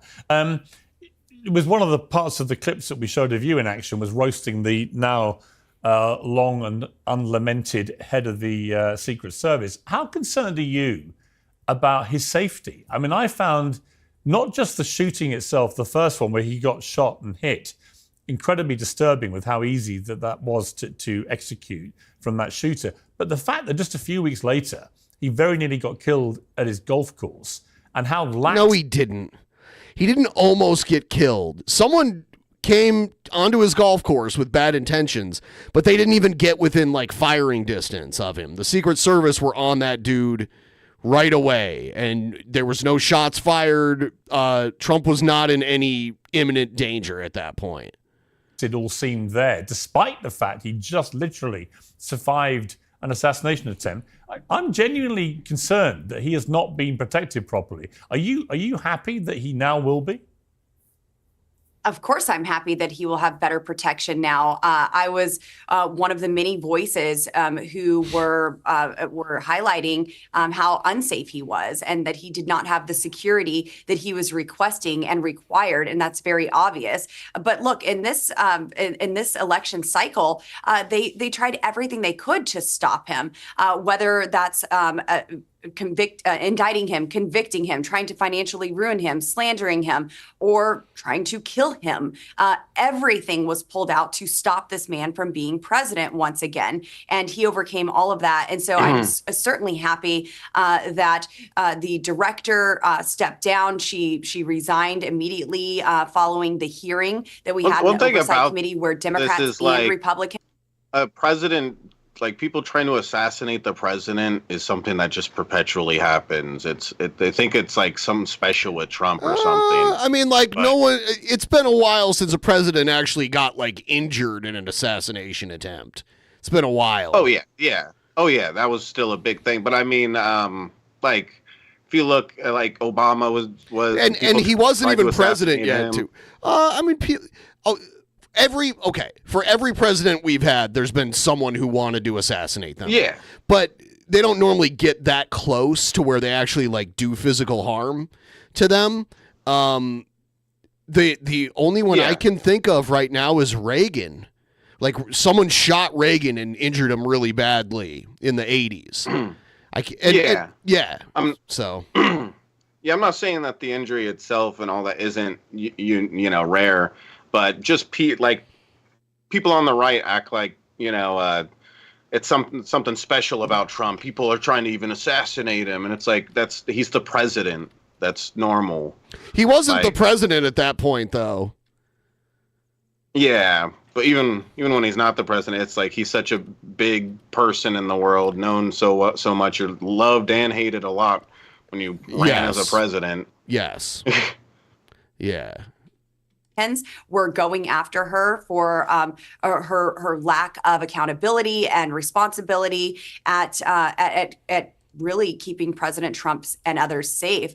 But I am excited about President Trump's cabinet picks, and I would love to see someone like Dan Bongino be in charge of the United States Secret Service. Well, that would certainly be interesting. Look, I like the disruptive element of these cabinet picks. I think the establishment way of doing things actually no longer resonates with the public, but not just in America, but around the world you're seeing it, where you're seeing a lot of people winning elections who are just a little bit different. I think of the guy in Argentina, you think of the Prime Minister in Italy, you think of all these people that they're just a little bit different. El Salvador. Yeah, and they're just kind of they're kind of different. They don't behave or act or think even like regular establishment. You mean they're psycho figures? I'm kind of in favor of that. Mm-hmm. Absolutely. And that's why we saw President Trump get elected in the 2016 election. That's why you've seen people like me, like myself, get elected because people are tired of... you had to switch districts to get elected, by the way. She had to like switch to another congressional district to keep her seat. These smooth talking politicians who have all of the right talking points, and they get home, they promise one thing, but then whenever they're at the place you sent them and trusted them to be, they do something completely different. They don't govern as they campaign, and they're more interested in appeasing lobbyists and special interest groups, or even leadership within their own party. I see that all the time in Washington, D.C. And even as we have a large group of freshmen coming into the new Congress, I'm hearing the same old things. Well, this is how we do things around here. This is how we've always done them. Well, guess what? America hates the way we've always done things. America hates that we spend $1 trillion at a time and don't even read the bill. We have to pass the bill to find out what's in it. America hates the omnibus bills where we put all of the federal spending into one piece of legislation where it's one up or down vote. And we just rubber stamp the entire funding of our federal government without any real accountability and going through that line item programmatic spending. I fought in the speaker's race in 2020 to end that, to have 12 individual appropriations bills, to have 72 hours to read a bill, to have single subject legislation. And that's what us disruptors are doing. And I'm so happy that... Disruptors, that makes me think of Star Trek. They have like a laser gun called a disruptor in Star Trek.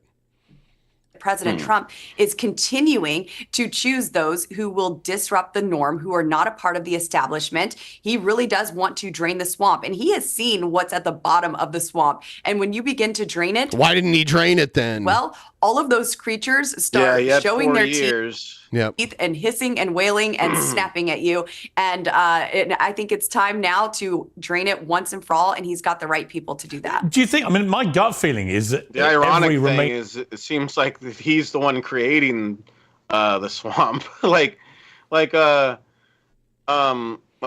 Project the whole Project 2025 thing. Yeah. He's distanced himself from that, but there's 4 people he either hired in his I think he said he's going to hire in his cabinet, and those 4 people are authors for Project 2025. Yeah. They work for the Heritage Foundation. Meaning pick of his is going to get confirmed. Is that your sense? Absolutely. Of course, there were talks of Pete Hegseth not getting confirmed, but I think that is far gone away with now. It's done away with, and Pete Hegseth will be confirmed. And I won't be surprised that all of his picks get confirmed. He has great people who are motivated to save our country. I'm excited for the Doge Commission that was created. The Doge Commission! Ah! Like, I feel like I'm in the Twilight Zone or Black Mirror or whatever you want to say, The Outer Limits, one of those fucking anthology shows. The Doge Commission. It's a fucking cryptocurrency that Elon Musk pumped up like 4 years ago, and now they're naming a new government department after it. Now, Pierce, it's a little frustrating to me at times to have this Doge commission, but I'm so excited to have a Vivek Ramaswamy and Elon Musk heading it up because they are powerful voices in America. And it's frustrating because, having this oversight and accountability and looking into the spending of tax dollars and all of these federal agencies, well, we used to call that Congress. But apparently, since Congress isn't doing that, we need. I agree. I think special Elon and commission to do Vivek are it. going to be doing exactly what the people expected Congress to do, but which they've spectacularly failed to do, which is why government spending. Great. We've replaced Congress with two fucking insane psycho weirdos. I'm sure that'll go fine. Spending has been running out of control for Sounds like a decades. good idea. Yes, we're at $36 trillion in debt. We have nearly a $2 trillion annual deficit, and we have got to get the spending under control. But the thing is, I have people in my own party who will stand before the Doge Commission, the Department of Government Efficiency, and they will stand before them and say, save us from ourselves. These are the people who have been voting for this spending. They started with Doge, and they're like, what are we going to call this? So we can call it Doge. Department of Government Efficiency? To keep the unauthorized programs, voting to keep the agencies and even the positions within the agencies. And now they're going to stand before them and say, oh, well, you have to do something about it. No, this is our responsibility. And Congress better work with Elon and Vivek if we're going to get this done, because Congress can very easily get in their way as well. Yeah, no question. Now, listen, when I talk to you now for the first time, you seem relatively normal, sane of mind. You're making a lot of sense. And yet other people would categorize you as a completely agree with things you lunatic. We've heard the same thing. Could you give me an over-the-pants handy now? About Donald Trump. I detect he's a slightly changed character. That Trump 2.0 is a little bit calmer. He's got the validation now of the American people. He's got the mandate that he's always craved, obviously. He just seems to me less combative because people are not punching him in the face all day long. Are you, Lauren Bobbitt? Are you also now? Are you a slightly reformed character? Are we going to see a different, slightly more cuddly and warm Lauren Bobbitt in 2.0 or not? So, well, Pierce, I think that this is how I've always been. But just as you said, when you're getting punched in the face, you have to punch back.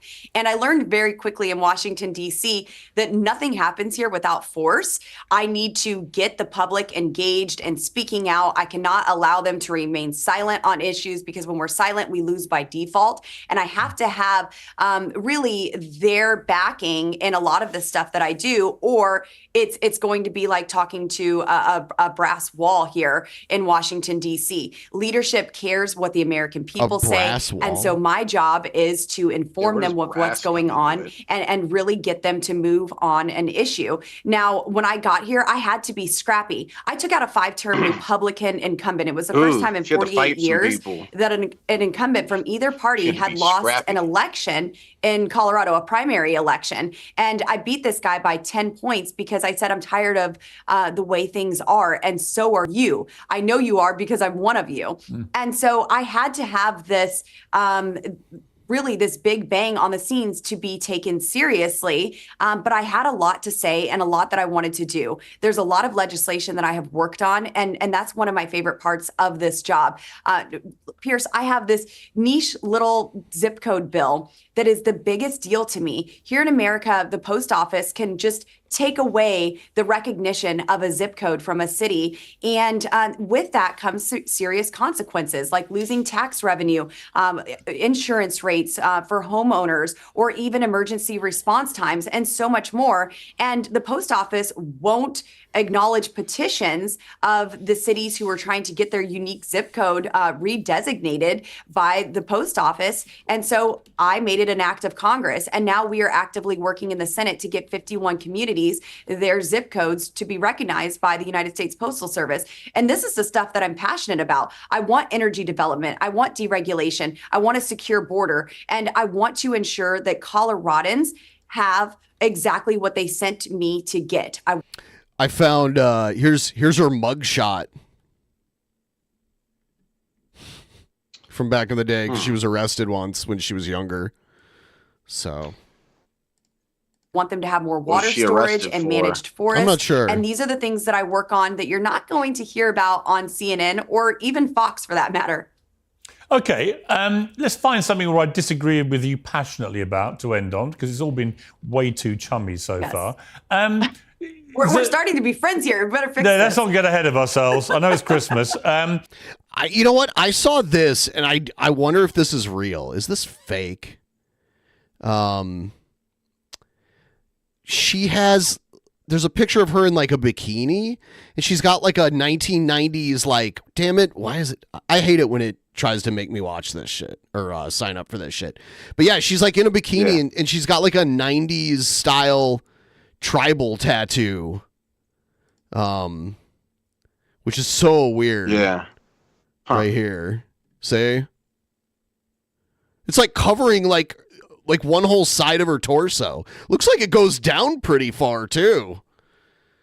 Like down to the hoo-ha area. Ooh. Oh my God. Here's a picture of her from Shooters. Shooters. So we've got the inauguration coming. President Zelensky from Ukraine is apparently going to attend. You were, along with Matt Gaetz, two of the Congress people who refused to stand or applaud when Zelensky addressed Congress. Would you have applauded or stood up for Vladimir Putin if he'd been speaking? Ha! So I do believe that I did stand when he entered, but there were many things that he said that I absolutely did not stand for. On the contrary, there have been things that I've stood and applauded Joe Biden for, and so it just depends on the topic there. But was I going to jump up and down for joy as Zelensky is walking into the United States House of Representatives in a sweatshirt and just awaiting? He wore a sweatshirt. His next check to be signed by Joe Biden. We've sent over $200 billion, or right around $200 billion, and Joe Biden is still wanting to send more money to Ukraine with no plan to end this war, with no end in sight until President Trump won this election. And so, no, I was not very excited that he was there to beg us for more of our tax dollars. I don't think you could hammer a guy who's a wartime president for wearing wartime fatigues. I mean, he's going straight back literally to war. I don't think a pullover sweatshirt is wartime attire. Well, he wasn't in a flak jacket. He was in a sweatshirt. I don't think it really matters whether he's in a suit or not. Here's my point to you, Lauren, is this. Whenever I hear, and there's a large number of Republicans that say the same sort of stuff, and I'm always like, it's such a weird thing to hear, because like 30 years ago, it would have been unthinkable for any Republicans to go on the record, basically looking like they're siding with Putin against a sovereign democratic European country that Putin had invaded. The idea that you would be effectively saying, well, give the Russian dictator what he wants, I would have thought would have been unthinkable. So why do you guys seem so relaxed about the idea of a Russian dictator marauding around Europe, helping himself to land that isn't his? Well, Putin's asking us for a heck of a lot less money. Okay. So you side with the person asking for less money than Zelensky is. And what price it's really freedom? not siding. What price freedom? What about our freedom here? That has been my number one argument. She's going to flip it to like the border. America first. We have our own invasion taking place now, not only at the southern border and the northern border, but also in That's a different our issue. You can do two things at once. You're in the United States. No, absolutely not. If we do not secure our country, there will not be an America to stand for our allies. I don't disagree with you about that. Hang on. On that, I agree with you about the southern border, but that's nothing to do with Ukraine. I'm just it has everything to do with it. I'm just curious why you would be so relaxed about Putin possibly winning that war. Why would you not want to repel him with every fiber of your being? Putin. When this first started, I was in support of us helping Ukraine. I'm gonna get but something then real when I quick. saw that there was no accountability for the tax dollars that we were sending over there, that there was no plan to end this war, that we were So the literally thing funding is like both sides of the we end up spending more tax dollars on military shit, and if we just let Putin take over more of Europe. So in the long run, it's going to cost us more, and we're going to have to get our own troops involved eventually, where in this case, we're just assisting a different army protecting themselves. War through bad energy policies, that Joe Biden had declared an all-out war on our energy production. He was draining our petroleum reserves, our emergency strategic petroleum reserves in the name of a midterm election. And we were continuing to just He was using it strategically. Billions and billions of dollars to Ukraine without taking care of our people who were unable to afford groceries or fuel and were encountering this invasion at our southern border. Every state has become a... Putin isn't trying to take over Europe. Last time I checked, Ukraine is part of Europe, right? So he's trying to take over part of Europe, and he could take over more if he wanted to, like Estonia or Latvia or... those to try and push the NATO zone back further. Border state. Colorado has been negatively impacted. Crime has gone up. Our police are being defunded to care for illegal aliens. Yeah, but and America, so, no, I'm done with it. I'm done with all of these wars. Yeah, but hang on, America can afford to do both things at once. And I don't see there's any connection. Of course they can. Wait, where's our money? We are literally... You are literally the richest superpower in the world. We are literally spending Chinese money to do this. We are borrowing money from China to send to Ukraine and other countries. Okay, so what is your solution? Is your solution that you just give Putin what he's stolen? No, my solution is peace through strength. And that's exactly what President Trump is going to bring back. There were no new wars under President Trump. But how does it end? President Trump, his strength will end this war. Yeah, but how? Because he does have a great relationship with Putin, and those are negotiations that they are going to have. But how do you think it should end? Well, it's not just throwing more money at it. No, but how do you end it? It's not just enriching the military-industrial complex. Do you let Putin keep what he's taking? That is their deal to make, and I believe that President Trump will do that. My job is to be a good steward of the American tax dollars, and I'm not going to continue to write blank checks. I've even voted against our strongest ally, Israel. I love Israel. I stand for Israel. I believe in them. But when it's deficit spending, I believe in them. When we are sending billions and billions of dollars that we do not have and we aren't paying for it, we aren't cutting spending or cutting any programs to cover the cost, I can't approve that. Okay. Final question. How are you spending your Christmas? I am spending my Christmas with my 4 boys, my grandson, and my mom. I'll have brothers and cousins all around as well, and nieces and nephews. So actually, one of grandson. Sure, she's 38. She could have a kid that's like, an adult. Absolutely. The most special things that took place this month, we weren't going to have a Christmas tree. Now, I've had a fresh start in life. My boys and I moved to the eastern part of Colorado, and it's been a year of new beginnings, a wonderful fresh start, and we've spent a lot of time making our house a home.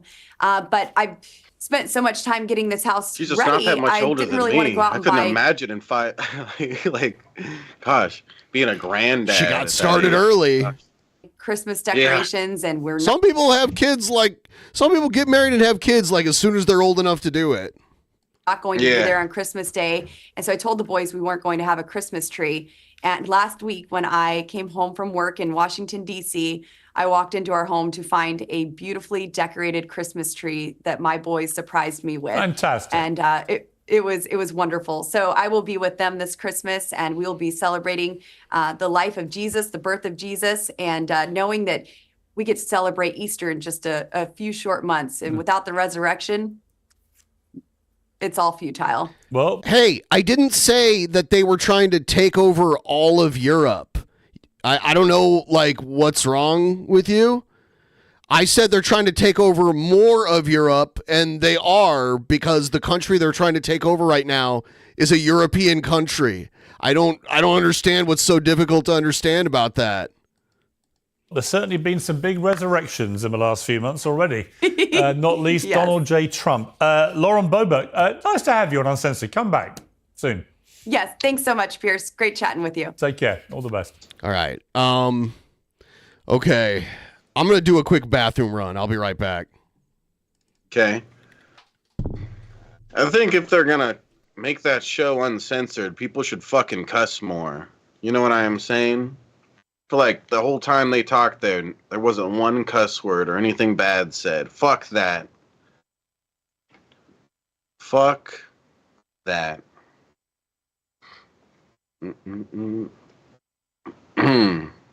Even if it's not necessary, they should just throw in a couple extra cuss words at the end. Why even call it uncensored if it never needed to be censored to begin with? There's nothing to censor.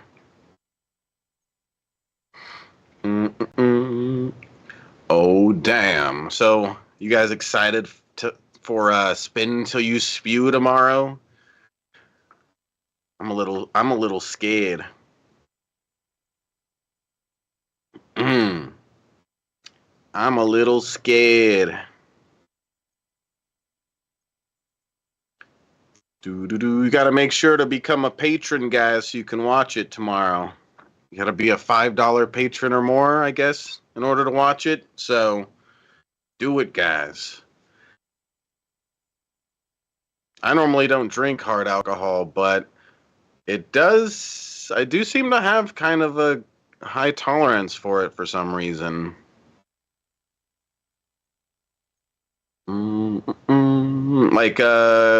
Like maybe a month back, I had what was it?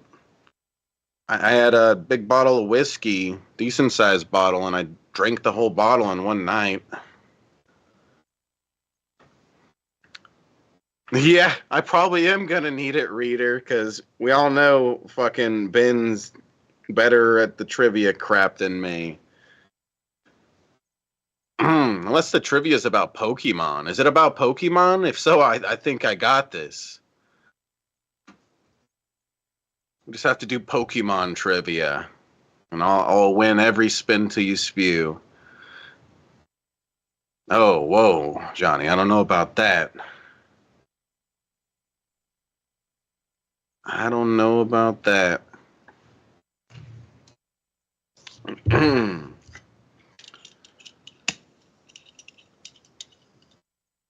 Cheers, you guys.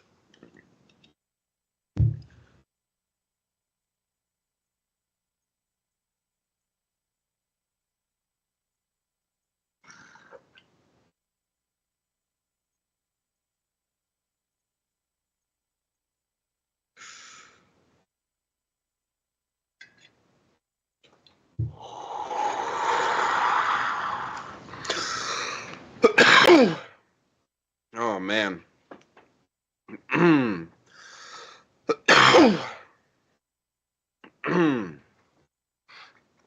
Do a backflip, Remy? I already did a bunch of those earlier.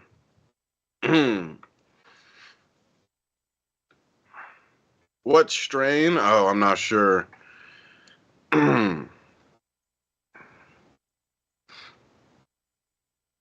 The trivia is about Pokimane? Oh, I'm not going to do good at that then. I don't know shit about her.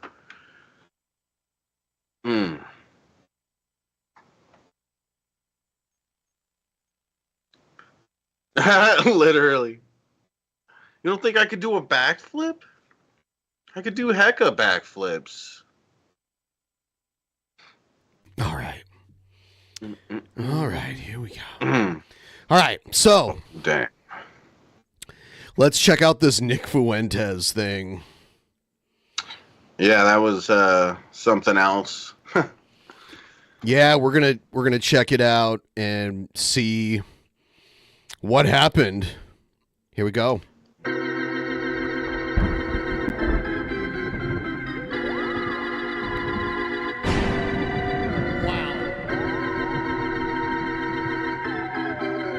should turn off that goddamn internet.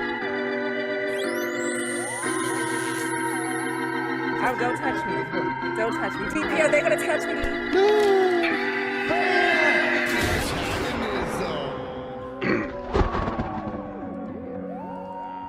Whoa. Don't forget, tomorrow, Spin Till You Spew trivia. Spin Till You Spew trivia, where it's a mixture of trivia, spinning a wheel, and drinking. Don't miss it. It's going to get wild. You really want to see it. Don't forget. $5, patreon.com/DP. Patreon.com/DP. And we actually have a code where you can get 15% off your first month. I'll share it again here in the chat. Right there. Someone test it out for me. All right. Become a Patreon. All right. So here's there was an assassination attempt against Nick Fuentes, which is crazy. Yeah, and the dude came fucking strapped too. Yeah. He had a crossbow and a gun. Oh, I didn't know there was a crossbow. Holy shit. Yeah, you'll check it out.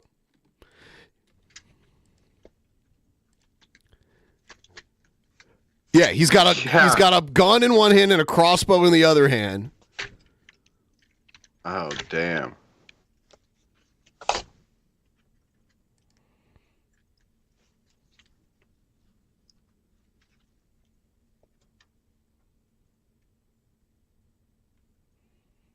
Look at all the packages laying out front.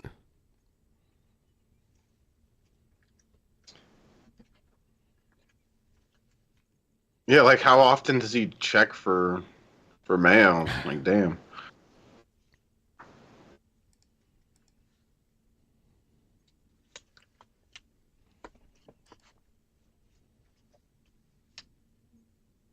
I guess Nick was like streaming when this happened. Oh, really? Yeah. Yo, Nick.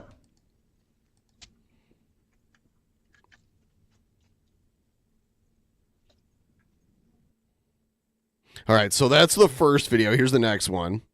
Or no, actually, I think this is the same one. Yeah, it's basically the same. All right. Here is a statement from the police. So it says at approximately 11:38 p.m., Berwyn police officers responded to the 1800 block of Home Avenue. Home Avenue, really? Where's your home? Oh, it's on Home Avenue. For a report of a male subject. These butt-buttings are really bad. Failed with Trump twice and failed with Little Nicky. I know. God. People are so incompetent these days, damn it. Yeah. So, a male subject with a gun, responding officers located said subject, who then fled on foot and successfully escaped from police officers. The subject then forced entry into a residence on the 1800 block of Winona, where he fatally shot 2 dogs. Bastard. Officers then observed the offender fleeing eastbound into a yard on the 1800 block of Home Avenue. The subject disobeyed officers' verbal commands to stop and proceeded to shoot at police officers. Berwyn police officials returned fire and fatally struck the subject. No officers were injured during this incident. Early reports indicate that the offender was wanted for a triple homicide committed in Mahomet, Illinois, earlier in the day on December 18th, 2024. So this guy was just on a killing spree. And he's like, oh my God, well, while I'm at it, might as well kill Nick Fuentes. Dude, that's crazy. So he, did I catch that right at the end? He got killed. Yeah, he got killed by the police. Yep. This incident has been turned over to the Illinois State Police Integrity Task Force and is considered an active ongoing investigation. There is currently no threat to the community. If anyone has any information or video surveillance, they're asked to contact the confidential Berwyn Police Hotline. And then I have Nick's tweets that he made about it. Last night, an armed killer made an attempt on my life at my home, which was recently doxed on this platform. The gunman carried a pistol, crossbow, and incendiary devices. I believe he intended to kill me. Which, yes. Yeah. Wow. Where did he come up with that? Yeah. How did he come to that conclusion? God, he must be fucking Einstein or something. The guy that killed like 3 people came to your house with guns and you think he maybe wanted to kill you. Gosh, So he's he so says- smart. I could see why people look up to Nick. He says, I will now have to uproot my life and relocate. While I can handle whatever comes to my front door, it is irresponsible to expect my neighbors with young families to share that burden. In the meantime, I will have to contract 24-hour security to protect myself and my property. And then he's like trying to raise money. Okay. Hey, Shabisky, is this Pierce Morgan or something? Yes. Then stop talking over me. Sorry, scroll. What he just I said know. there was hilarious, though. While I can handle whatever comes to my Yeah. front door, it's like, yeah, you can handle people coming to your fucking door with guns and shit, and you really handled that so well too. I mean, he pepper sprayed an old woman who didn't have any weapons or anything. Yeah, he's trying to act like he's like, oh, it's my neighbors with young families and stuff. He's trying to make it seem like so he's so virtuous. It's not that he's just moving because people won't leave him alone. It's for his neighbors. Yeah. He could handle all of it, but his neighbors can't. Damn. What a hero Nick is. Wow. Yeah, so that's that. That's all we really have on the Nick Fuentes stuff. Otherwise, I probably would have made that the thumbnail and the thumbnail and the title, but it's literally just like a video that's not even a minute long. Yeah. That's crazy, though. That was a really crazy story. It is crazy. And that guy had already killed other people. He was he was like triple homicide. He's like, I gotta cross one off my bucket list. Yeah. If only he just didn't hurt those poor puppies in the process. That's bullshit. Well, I'm glad he got his. Yeah, exactly. What else we got here? We've got. What do we got? Oh yeah, Luigi in court. Let's see this. Tonight, after a manhunt, an arrest, and a flight from Pennsylvania, Luigi Mangione is in New York and has been arraigned on new federal charges. Now we're learning new details Yeah, about the alleged plot in the he's being charged federally. Murder of the United Healthcare CEO Brian Thompson. We have live team coverage. Court and I think they're charging him with like terrorism or something. public safety reporter Alice Gaynor was inside the courtroom for the arraignment. Let's begin with Lisa Rosner live outside federal court with some new details on the charges he faces. Lisa? Well, Christina Maurice, compared to last week's outburst, Mangione appeared much calmer today. Among the 4 federal counts he is facing, it includes stalking and murder, and the complaint details notes he made dating back to August. Luigi Mangione's day started with a 90-minute court proceeding in Pennsylvania where he waived extradition and Look at these sketches. was accompanied by NYPD detectives on a flight to New York. Exclusive video shows Mangione touching down at MacArthur Airport on Long Island just after noon before he was taken by helicopter to Manhattan. Mayor Adams there to see Mangione with his own eyes. There are mechanisms in this country on how to organize on those issues of concern. You don't use a gun. And anyone that celebrates that, it is vile and it is sending the wrong message. In the December 4th murder of United Healthcare CEO Brian Thompson. See how there's a person standing right there over to the right when he shot the guy? Oh. Yeah. I never noticed that. I've Holy seen shit. I've seen the uncensored video, and that person just takes the fuck off like immediately. Outside Wow. a Midtown hotel, the U.S. attorney is charging Mangione with 4 counts, including stalking and murder through use of a firearm. It says Mangione used a cell phone and the internet to plan. The complaint has new images from December 4th, allegedly showing Mangione leaving Central Park after the murder without a backpack. It also shows the gun and silencer found on Mangione when he was arrested at a McDonald's in Pennsylvania, as well as a letter Mangione allegedly wrote to the feds and a notebook. On August 15th, the FBI says Mangione wrote, "The details are finally coming together. I'm glad in a way that I've procrastinated because it allowed me to learn more about Company One.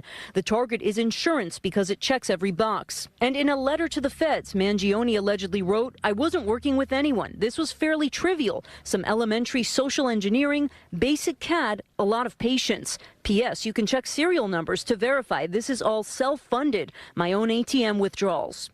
It's expected this evidence will also play a role in Mangione's case with the state. The Manhattan District Attorney is expected to arraign him soon on 11 charges, including first-degree murder and in furtherance of terrorism. We charged him here in Manhattan earlier this week with murder in the first degree, among additional charges. I thought it was second-degree murder. Which carry the maximum sentence of life without parole. Thought he was charged, wasn't he charged with second degree? I don't know. And so tonight, Mangione is being held in a federal prison. It is not clear when he will be arraigned on those state charges in Manhattan Criminal Court. We're live in Lower Manhattan. Lisa Rosner, CBS News, New York. All right, Lisa, thank you. And Alice Gaynor was inside the courtroom for the arraignment. She joins us now live. So, Alice, last time we saw Mangione, he had an outburst. He was angry. What was he like inside the courtroom today? Well, Maurice, you probably saw those pictures and videos of him when he was being transferred in that orange jumpsuit. That orange jumpsuit was placed into a brown paper bag, handed to his attorneys. He had changed into a dark sweater with a white collared shirt underneath, khaki pants, orange sneakers. His ankles appeared to be shackled, but his hands were not. He walked over to the defense table. He nodded at his attorneys. He was holding a set of papers, presumably the criminal complaint, but it's unclear what he was holding. He would glance down at them, or he would look directly at the judge, sometimes tilt his head, and he only answered yes when the judge asked him questions. She read his constitutional rights, said, "Do you understand?" He said yes. She also asked, "Do you understand what you're being accused of?" And he said yes to that as well. So we did not see any outbursts. He just sat there quietly. Again, just small interactions with his attorneys. At one point, I want to mention his attorney, his defense attorney, Karen Friedman Agnifilo. Her husband is also on the case with her as well. Mark Agnifilo. Look at that dude. She's the lead attorney. She stood up. She was on seeking the clarification. news, She said it was kind of surprising and suggested maybe this was surprising to the Manhattan DA's office because they fully expected to be at state Supreme Court today for his arraignment on that 11-count indictment that the Manhattan DA's office brought. She says instead they were here in federal court today, which they were not expecting, and she questioned whether or not the Manhattan DA's office was expecting that as well. We know that Manhattan DA Alvin Bragg said that the agencies are working parallel to one another, state and federal officials. Prosecutors responded to her inquiry by saying they would address this during the proper time. Today was just an initial first appearance on this federal criminal complaint. The judge told the attorneys get together after today's court date and discuss these cases together. All right, Alice, thank you for that update. Joining us now to discuss the charges Mangione is facing is Fordham law professor Cheryl Bader. Professor, once again, thanks for joining us. I'd like to start off where Alice just ended, and that is these federal charges that suddenly appeared today. It does feel as though that the defense was caught off guard with this, with his lawyer even mentioning that, you know, we were all expecting to face these charges that DA Bragg, brought up against my client. So what do you make of that? And why suddenly is this a surprise appearance at federal court today? Yes, so I think everyone was surprised. Even the judge in Pennsylvania seemed surprised. So usually murder is prosecuted by the state where the murder occurs. But here we have this parallel federal case, which involves charges of interstate stalking. So in other words, he planned this murder allegedly, out of state, traveled on interstate highways to New York, committed the murder here, and then allegedly, left the state. So we see that those charges that involve interstate travel, firearm charges, which are also within the federal jurisdiction. And the murder charge here is murder using a firearm. So that's what gives it that sort of federal hook. And of course, this case has sparked national attention. And so I think the feds want to be involved as well. And it'll be interesting to see, who tries the case first. I understand that he's being held in federal custody. And so I didn't know the federal charges were coming. It'll just be an interesting to see how this plays out. Yeah, fascinating dynamic there, Professor. Talk about the dynamic there when you're talking about a local prosecutor and the federal prosecutors. It sounds like there's some tension here, and everybody was caught off guard. How do you imagine this goes forward?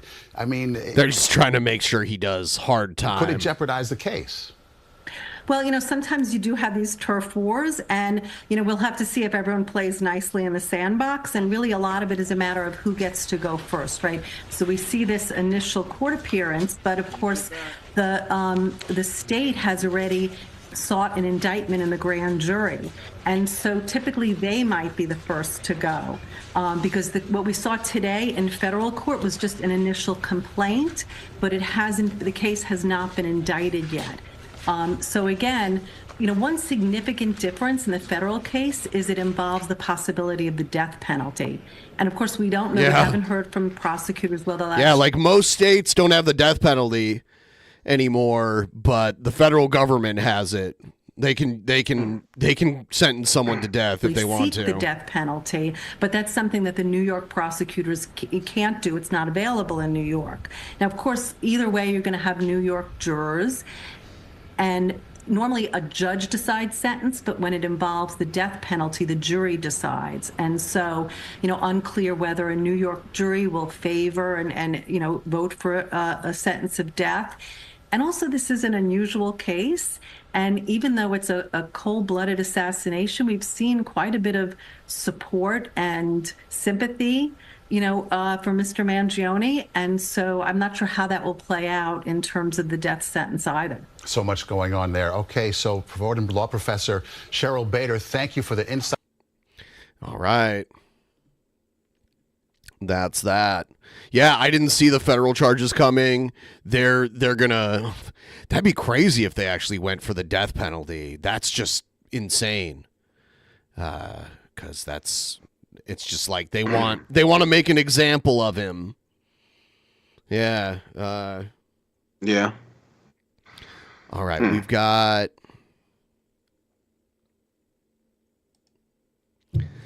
other stuff. Let's check out some other stuff. Here it comes.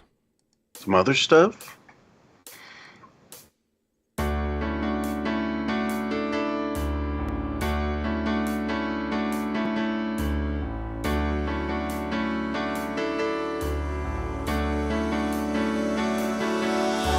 Somewhere in the world today, men have got to stand up strong, face the truth about themselves, to understand what went wrong.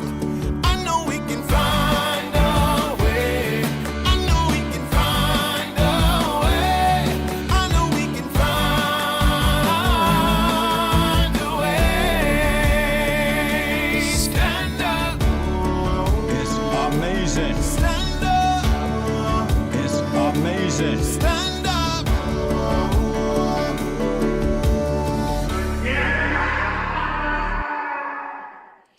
All right, here's Cobra with some drink combos and guitar playing. Oh, damn. And a butt. Yeah, he's had that poster for a very long time. All right, we got Monster.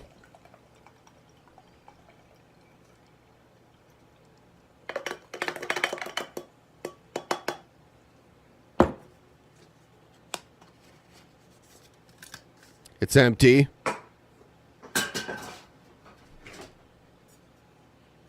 Beer? Michelob Ultra. Ooh, it's organic. Oh.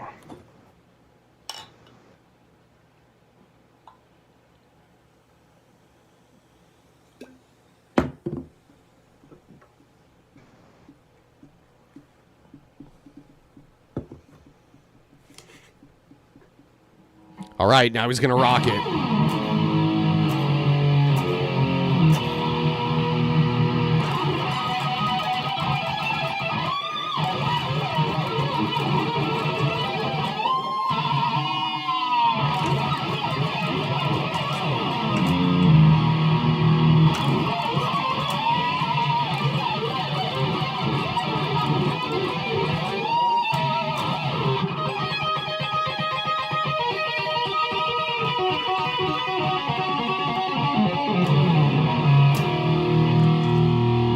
Yeah! Oh, damn. That was cool guys stuff right there.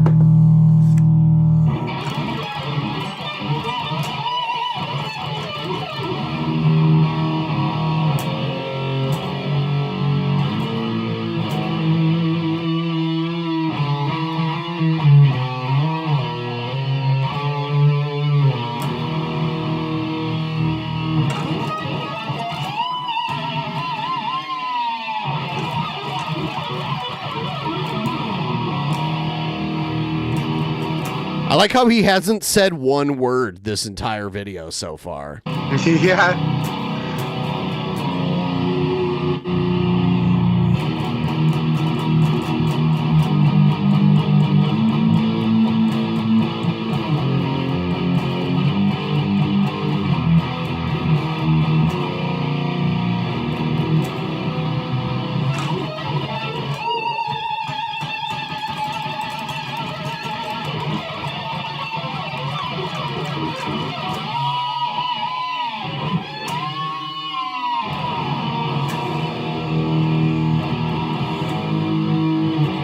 Sinister snakes. I hope the whole video he says nothing. He has to end it without saying anything.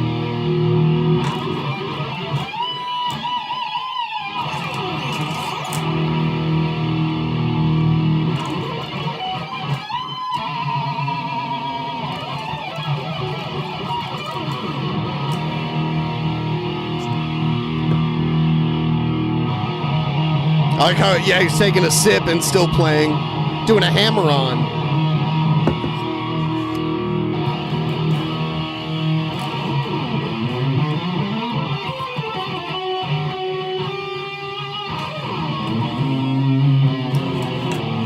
That's most definitely what's up.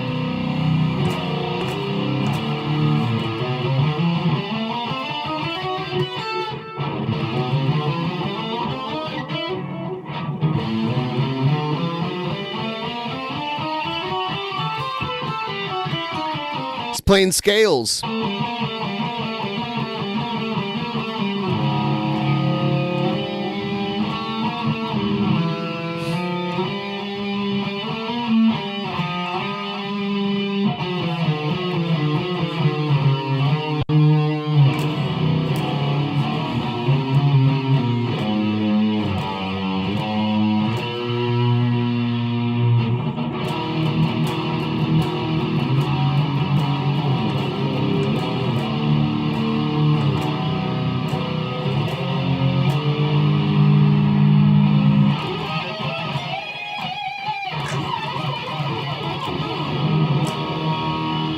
Is that the end? Boom. He did. He went the whole video without saying a word. Yep. That's funny. I have a few more from Cobra. Here's another one. Glorious bastards. King Cobra JFS back at it with another drink combo. Yeah! We're going to start this drink combo off with some dough ball cookie dough whiskey, 35% alcohol by volume. Cookie dough whiskey. And this stuff tastes exactly as advertised. I had one of these earlier, and let me just tell you, Cobra makes some of the best drink combos. So we're going to have to reuse the glass that I made it in earlier, and I'm not complaining. I love how he calls them drink combos. They're not like cocktails or mixed drinks. They're drink combos. Yeah. And on top of that, we're going to add some Lacren. It's Lucerne. Eggnog. Oh, eggnog. Okay. Lucerne is a dairy, and they make all kinds of different types of... Oh, yeah. They make cheese and here. milk. Yeah, I've had Lucerne plenty of times. There's some Lucerne in my fridge right now, of some sort. Happy Either holidays, you cheese or crazy milk. wankers. I'm not the biggest fan of eggnog. I get tired of it Let's pretty make bad quick. decisions. Yeah, one of they have a bunch of dairies, but there's one here in Bellevue actually. They have yeah. They have them in here. They have them in Washington, Colorado, Oregon, Arizona, California, and Pennsylvania. All the dairies. Or should I say good decisions? Because holy shit. When the flower wind rages, the flower god roars. When the wind of heaven rages, the god of the underworld sneers. Katen Kyokutsu. Wow, that's beautiful. I love that. Hey, by the way, guys, trying to get to 50% of the goal. If you guys want to help out and start a tip train, that would be sweet. There's a link pinned at the top of the chat. Send us a couple bucks. Let us know what you think, how you feel about anything. And help us get a little closer to the goal, because we got to meet the goal by the end of the night on Saturday. So we got to, 50%'s a good amount to go into, and we'll stream a little bit tomorrow before we do the private show, and hopefully we'll pick up a couple there too. So senor.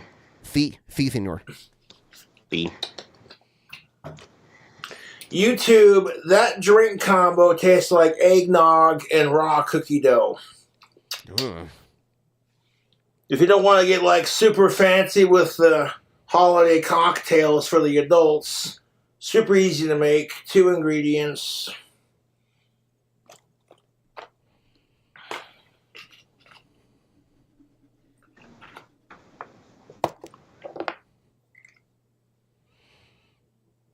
Lucerne is a city in Switzerland. That's what it's named after. Oh. Yeah. Huh. I've been there before.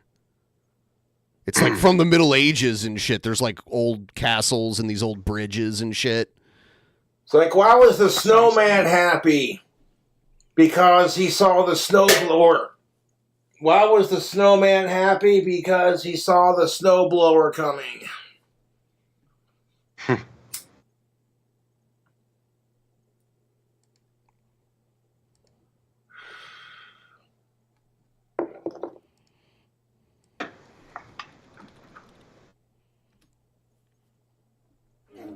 It's like, how do you... Yes!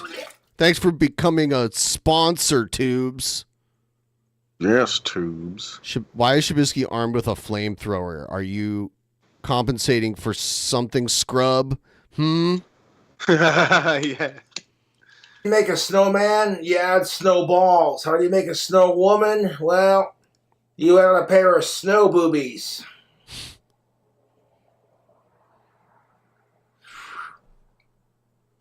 We have not had snow all freaking month, and I am not complaining. Yeah, I wonder if Cobra's been using his magic to stop the snow, because he's done that before.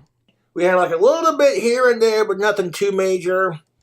No snow. It normally only snows here in February. Like, we get some in January. I don't think I've ever seen snow here in December. But, like, normally we get it in February. Like, February... If it's going to snow at all, we get it at some point in February. So, and then obviously there's snow up in the mountains all winter because the mountains are at such a high elevation. But yeah, Could have swore it snowed a little bit when I was there. Am I wrong? You were here in February, right? Pretty sure you were. Yeah, it might have snowed. It February? It might Okay. have snowed a little bit. I don't think it stuck to the ground though. It might have fell, but I don't think it like stuck to the ground. Keeping the weather relatively Yeah. warm outside for this time of year, and can't say I'm complaining.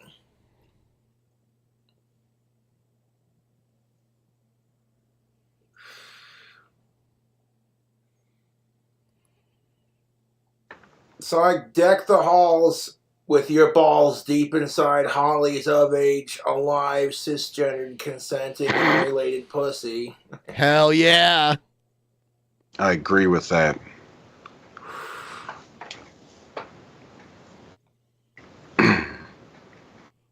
So I've been going to therapy to talk about my issues. That's And good. I like the therapist I have. That's great. He's easy to talk to. You know, and sometimes it feels good to just get shit off your mind and, like, speak your truth without someone judging you for it. You know what I'm saying? Yeah. That's what therapy's all about. Whoo! Woo, Nelly, that eggnog drink combo is tasty. Couple of these cocktails, and you'll be feeling a little cheery. Everybody was at the Christmas party feeling joy and merry, so Joy and Mary left. Okay. Like, why the fuck was one of Santa Claus's elves crying his eyes out? Well, YouTube, he stubbed his mistletoe.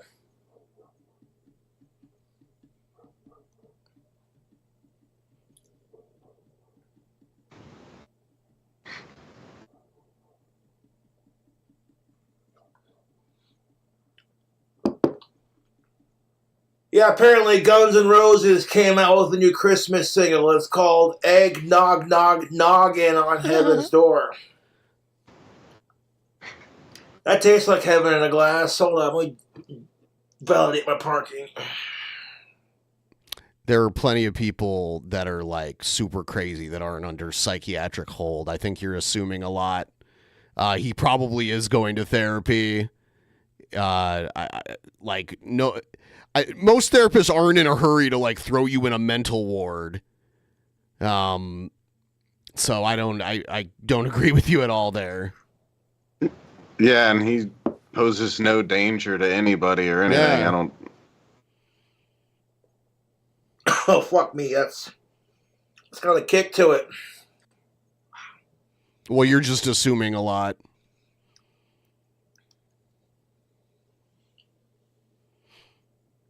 And then you get those fucking assholes who get offended because you called them gingerbread men.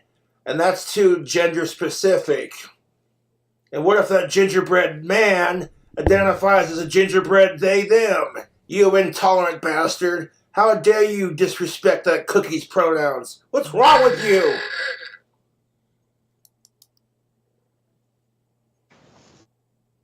You biscuit-eating bigot.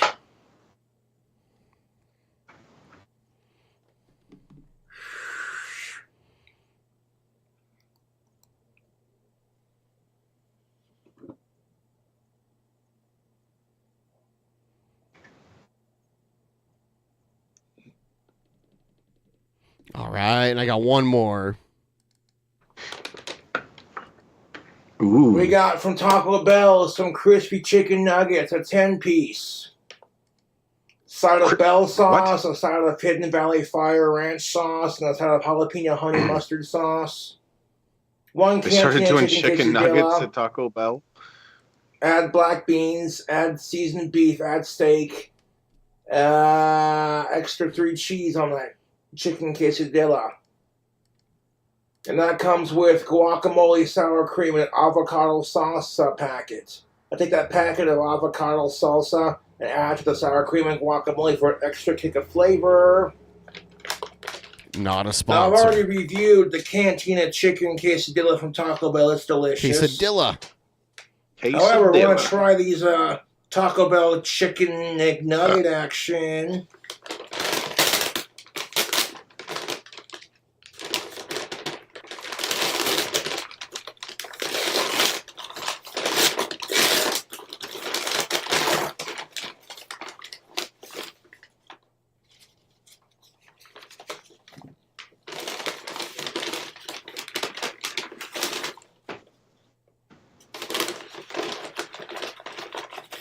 I'll let the quesadilla cool down so that I can eat it in one piece without it falling apart. The more toppings you add to it, the harder it becomes to eat like that. But anyways, we got the sauces, the Fire Ranch, Bell sauce, and the honey mustard jalapeno sauce. Well, these are fresh too.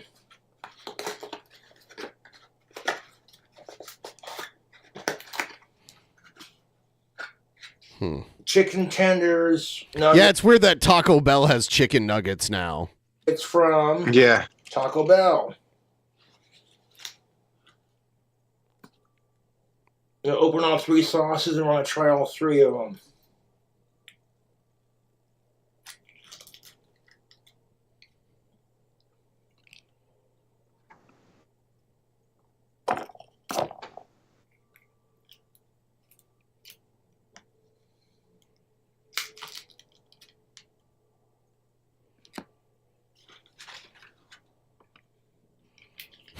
He's opening all the sauce packets.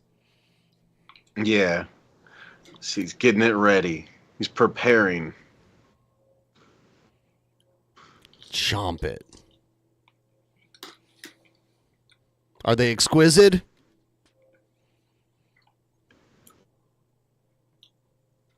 Are they better than Crispy. McDonald's? Juicy. Get the fire ranch first. Fire ranch.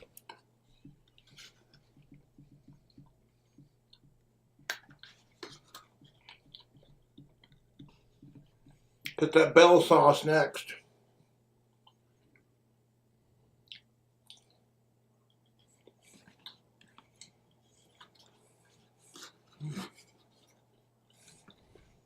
What is it? Jalapeno honey mustard sauce going in. Going in. Ha! That's what Review Bra always says. You ever watch his videos? Sounds familiar. He's kind of like a skinny, nerdy kid he puts a bunch of gel in his hair and he always wears a suit. Yeah, okay, yeah, that kid. And he's okay. always reviewing fast food all the time. Yeah, I've seen him. The report of the Going week. Yeah, there we go.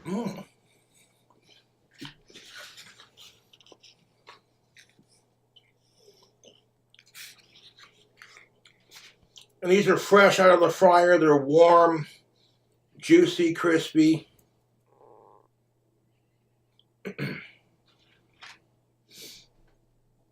New from Taco Bell for a limited time.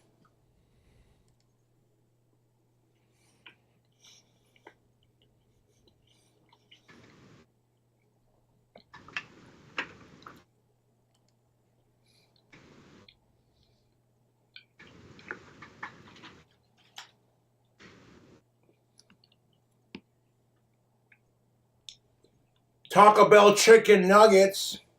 Most definitely what's up.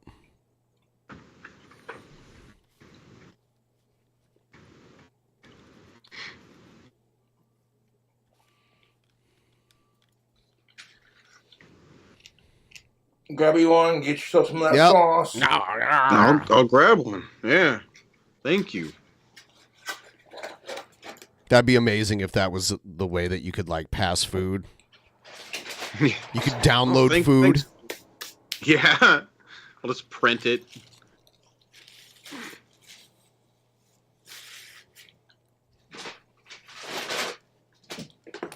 Oh, he's gone. He'll be back. No. Let's try the sauce without the chicken. Honey mustard. Jalapeno honey mustard. Okay. The jalapeno honey mustard sweet with a little spicy kick. Let's try the Bell sauce. Okay. Not so spicy, more like a savory kind of sweet taste. Try the fiery ranch. Yeah, finger that shit. Okay. Sauces are good. The chicken, I like the way that chicken tasted too. It was nice and crispy and juicy. Some of y'all aren't going to be a fan of it, but that's what it is. It is what it is, but I digress. Sauce up.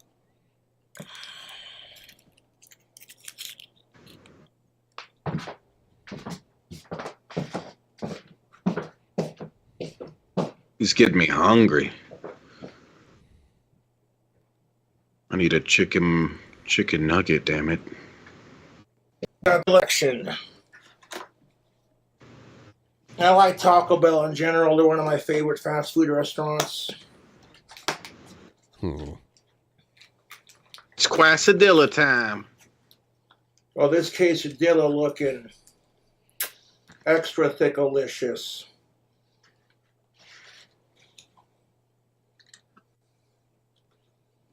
Extra juicy.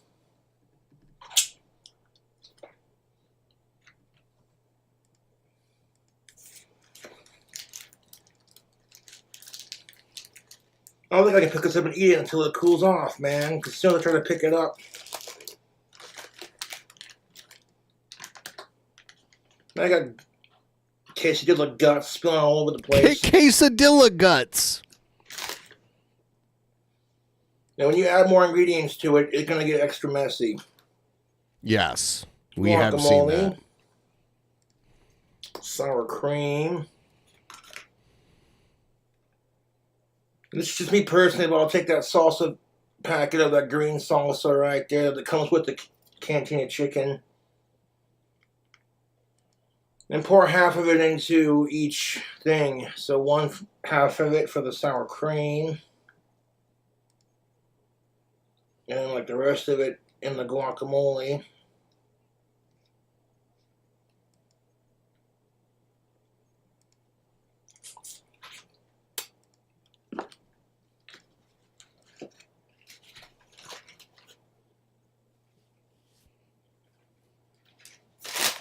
Should I just slice of this Late comment, but only true gothic bad boys are in touch with their emotions and go to therapy. That's what's up, tubes. I remember a while back, he had some issues. I think it might have been like the Christmas thing where he got arrested on Christmas Eve. And his dad was like trying to get him to go to therapy, and he was very resistant. And he was like, I don't need therapy. So, and he almost seemed kind of embarrassed that people would think he needed therapy. So the fact that he's just volunteering that he's going to therapy, I don't think Cobra lies about shit like that, really. He's like, he overshares. I don't think he would lie about that. There's no reasoning, I would think, that he would tell people that kind of stuff. Without it falling apart.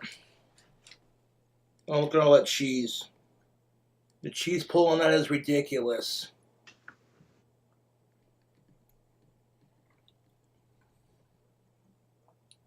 You ask for extra cheese, they will deliver. First, we're getting the sour cream action.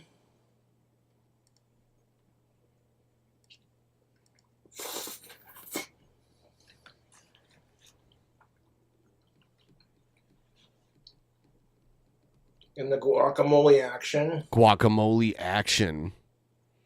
Whoa. That's hot. Mm.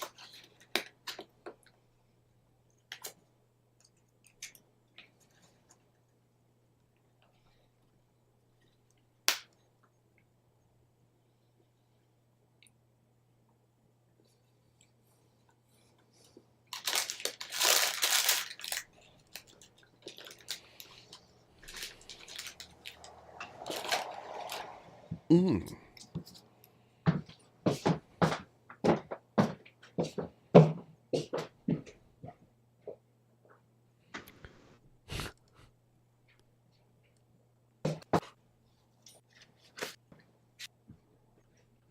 Taco Bell and their 3 sauces.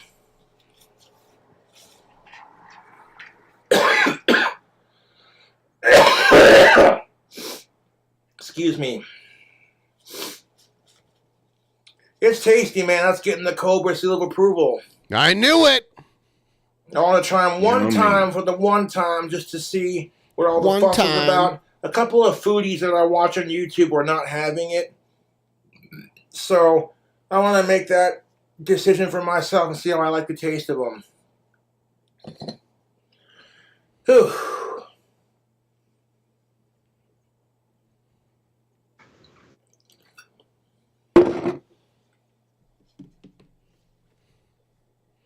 The quesadilla was delicious, as always.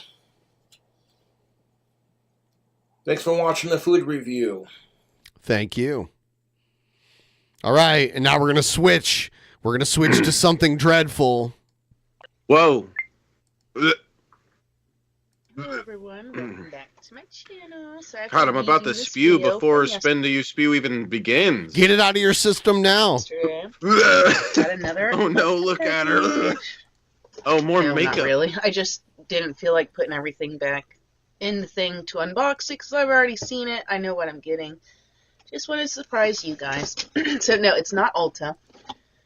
And I'm not going to say the person's name either. They know who they are. Okay. certain person. Hold on. Where's the little bell inside my jingles? Nobody knows. So, I got 2 McKinnon's dry craft cocktails, a hot toddy, and then a strawberry lemonade. Hot toddy. Hot toddy. From Milton, Georgia. If you sign up for their emails, you get 10% off your first order. Okay. And what you do is you infuse 12 ounces with your favorite spirit, refrigerate, and infuse for 3 days. Shake well, strain in a pitcher or glass. Sip as is or blend with juice, sparkling water, or tonic. Save the original ingredients for a second infusion. So, for the hot toddy, you've got apples, lemon, cinnamon stick, allspice, star anise, cloves, and apple pie infused sugar. I'm not sure where the sugar part is in this one. I wonder if it's supposed to be. Oh, there it is. I see the cube. Infused sugar. So it's got a cube of sugar in it, and this one, strawberries, lemons, basil, and citrus infused sugar. And this one says vodka or rum. I don't know how I'd feel about rum. And Rum. Rum might be what breaks Shabisky tomorrow. Thing. So. Yeah, I got a big bottle of Kraken. I will be getting vodka for that one. Vodka. I will be getting vodka for that. But also, this person did buy me rum to go with this. Uh-oh. So again, thank you. And you're supposed to put 12 ounces. Like, is this a 12-ounce jar? I have no idea.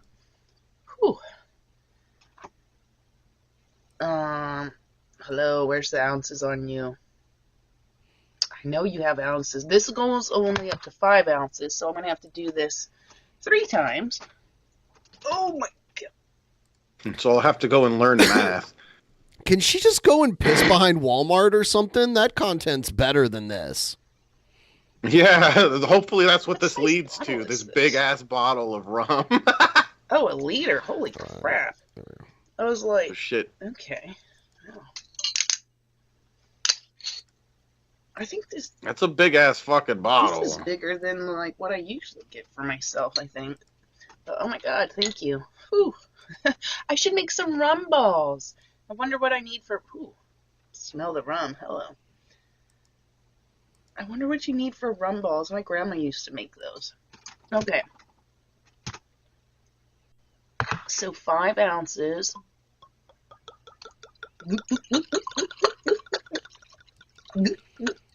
By the way, Shabisky, you have to try Dave's Hot Chicken. Dave's Hot Chicken. Yep, Dave's Hot Chicken. I went there the other day. Look at that. They're like little slider sandwiches, chicken sandwiches. There's 2 of them, and they have a special sauce, and they have crinkle cut fries. It's really good. I'm like, that looks yummy. Oh, dude, it's funny how their like emblem is like one of those toy duck or toy chicken things that you can squeeze and they make noise. That's funny. You know who owns Dave's Hot Chicken? Dave. No, well, maybe, but Drake is one of the main owners of Dave's Hot Chicken. Oh, wow. Yeah. Huh. Yeah, they gave away free sandwiches on his birthday. That was the first time I tried it. I saw a thing that was like, yeah, get a free chicken sandwich. I was like, I'm going. So. Yeah, that's cool. Glug it up, baby. All right, there we go. Is that 5 on the dot? I don't know. I can't get eye level, but it looks eye level to me. Let's not spill it. She can't get eye level.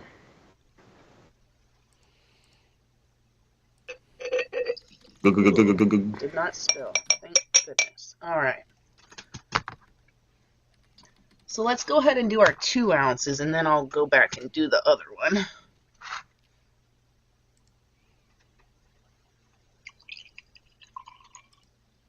Okay, we got our 2 ounces.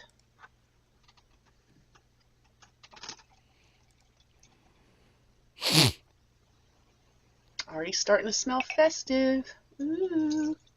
I think me and my mom were having hot toddy. I don't know. She made some kind of mixture in the fridge, and you would just like scoop it out. By the way, there's currently 3 Dave's Hot Chickens in Nevada, and there's 2 more coming soon.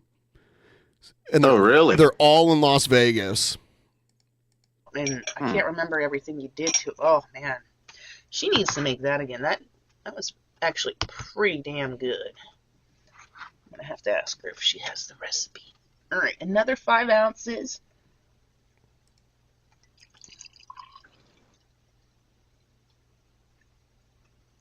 And then it's gotta sit in the fridge for 3 days, so no one better touch it. Put a lid on so you don't drop your precious. Oh. This ain't my precious, no. My precious. Nobody cares about that. It's almost like she heard us joking this gonna about that. 'cause fill we up? joked about that recently. Yeah. Yeah. Oh, like the little joke? demon here. Oh, She please agreed. don't ruin this video, sweetheart. Why are you up here? Mama's busy right now.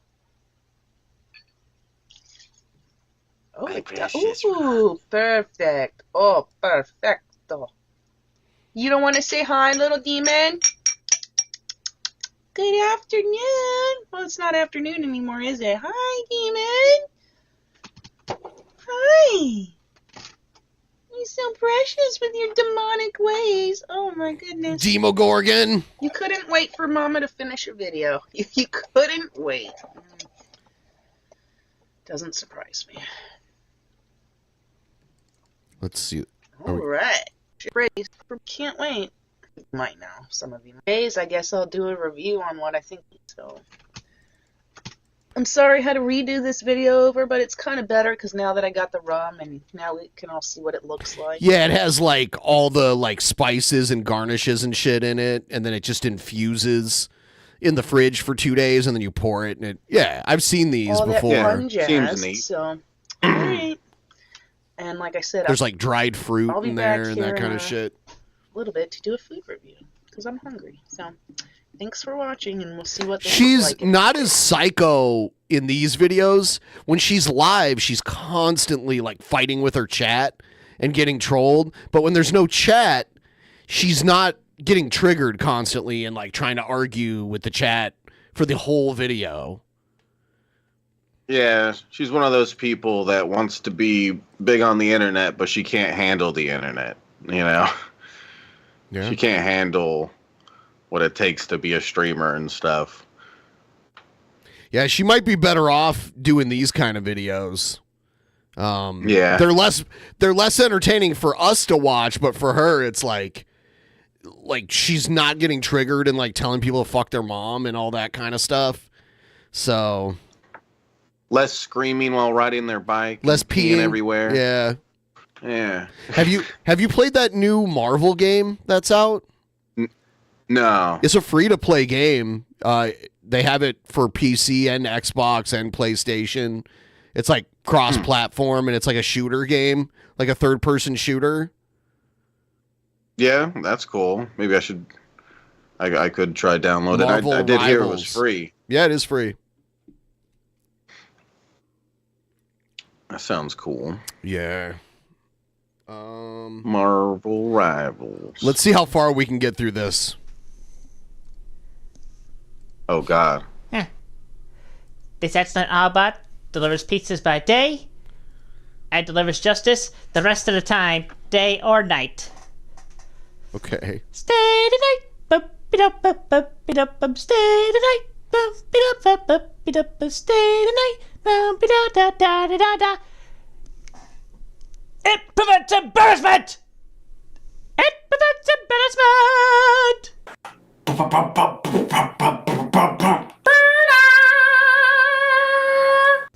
Hey, what's up, everybody? Jesus Christ, Chancellor Prime here once again with another light power review.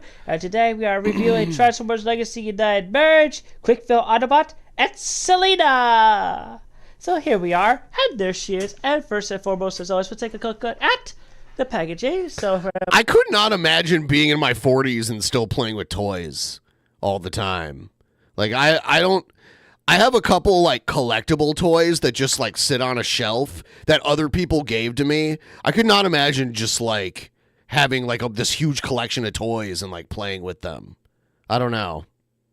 He has a lot too. Yeah. Yes.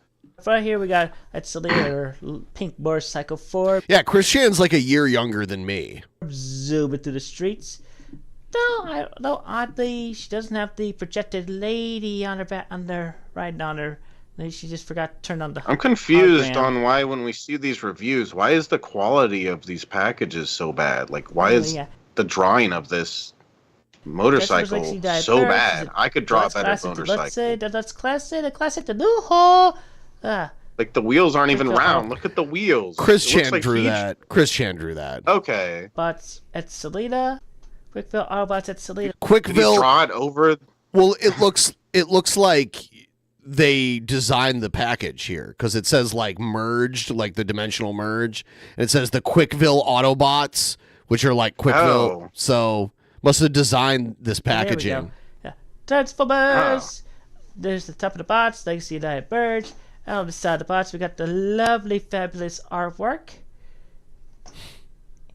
in all its glory. Cybertronian writing is her name, and the poster artwork on the side of the bots, half of it, and the bottom of the bots. You got your word things and barcodes, and you have obligatory product shots to the back of the bots. She does this, that, the other.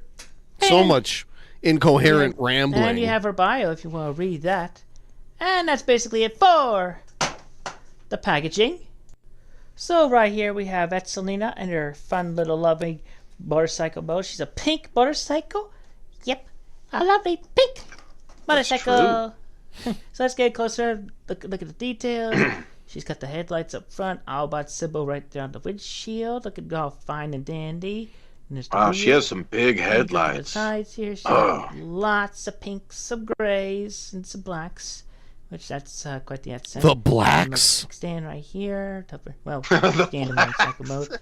And the back of the box, you got pretty much her hands just exposed. The visible hand syndrome, something. And there's the pipe on the other side. There is the top, and she has a little kind of a console right there, and a motorcycle mode just etched in there. There is the bottom. Okay, visible hand syndrome. Hi, how you doing? Yeah. She does roll and fall, as motorcycles should roll and fall. Yes, they should. Hooray for fun motorcycles. And for comparison, here she is with Sanchu. Let me just angle the camera down a little bit. With Silver. Whew, this is intense. With Bumbalumba. Did they have these toys made too? Yes. Jesus Christ. By the way, Shabisky. That's crazy. Shabisky. Yeah, babe? Say this person's name. Noah.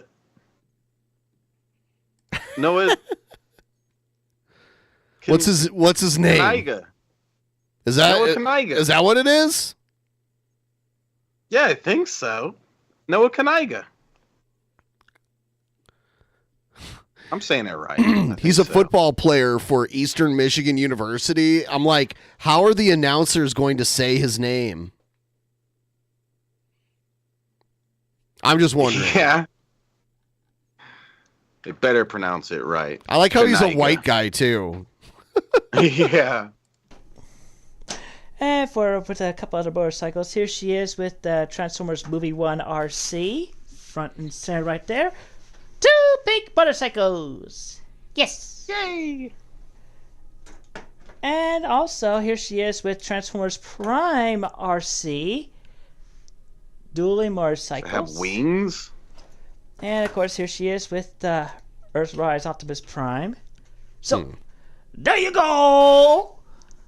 There you go! Now, she does come with a couple of accessories. She gets this pair of disc halves, which can put them together to form one disc. Kind of hard to take apart, but then look at that. It just looks like a little shuriken blade in motion. Lovely transclear blue plastic and paint black paint on both sides, and you can take that apart. And All right. I can't. It's just like I'm gonna buy 10 now. Do I want these. Yes. All right, let's do something else. I'm gonna get back in the plane with toys. This has inspired me. Here we go. Individual situation. Check out the beautiful How are the household. announcers going to say his name? Very carefully. Brett Keane segment situation. Thank you for the dono. Yeah, you have to say it like don't sound it out phonetically live on the air. All right, here we go. I'm not going to be doing YouTube anymore. Even though Trump won and I said I'd return, I did try, but You never left. It was pretty clear that YouTube shadow banned me, and I'm not going to continue to put out videos and only get like 40, 50 views, and from people who are already subscribed to me. That's ridiculous. I was having absolutely no growth whatsoever. I did think about creating a gaming channel. Games you love? But my technology and my equipment does not work properly. That kind of setup. So I decided against it. So I have no YouTube. I couldn't figure out how to to use a game capture card. It was too complicated. I had to actually get up and do something. To hear me, you got to listen to the radio, you got to listen to my shows, and maybe in the future, if X creates a video site, they do have the ability to upload videos, but I don't see what the point is if I can just post my radio stuff to it. So let's get to it. Now, Donald Trump's about to get into office soon, and Michael Johnson, Mr. Johnson, the speaker, he is already putting forth extremely bad bills that only benefit the Democrats. Apparently, the entire Congress felt like they all needed a raise. The American people don't feel like the Congress has done anything. They've taken a lot of vacations. They've sat on their ass.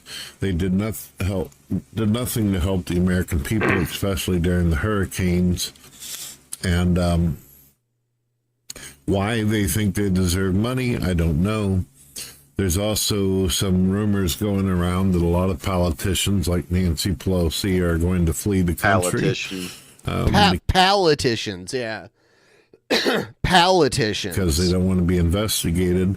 They also tried to put in the... So, ladies and gentlemen, we are halfway to my incremental goal tonight. If anyone wants to help us get a little closer to that 50%, I'd really appreciate it. Send us a couple dollars right there. Use the link right there at the top of the chat. Help us out. Thank you. Bill that Republicans shouldn't have the ability to investigate them. Isn't that something? Could you imagine that, committing just heinous fucking acts, and then Joe Biden can come along and just pardon over thousands of people? I don't think he pardoned thousands of people. Yeah, where did he get this? In trouble from everything from bribery to fucking blackmail to criminal acts of embezzlement to child porn, molesting children, all this shit. Wait, what? It was it wasn't thousands, it was over 1,000. Wow. Well, he commuted he commuted sentences and then pardoned other people. A commuted sentence is different than a pardon. So like a commuted sentence means you get out of jail or you get out of prison, but it's still on your record. And then there's pardons, which means they wipe it off your record and it's like it never happened. People like that. And Trump's going to pardon all kinds of people. He's done the same thing. Trump pardoned a whole bunch of people his first time, and he says he's going to pardon the January 6 people, too. And he also put a pardon on a bunch of politicians that he absolutely knows completely fucked up. And you only do a pardon if you actually think that the person needed to be pardoned for a crime. So... What?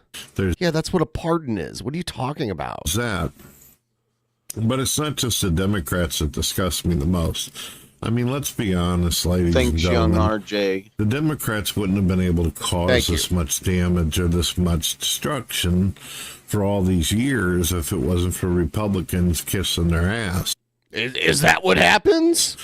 Going out, eating. What world are you paying attention to, Brett? Dinner with them, hanging out, being buddies and shit. My colleague over here, the good sir, these people have been nothing but talk.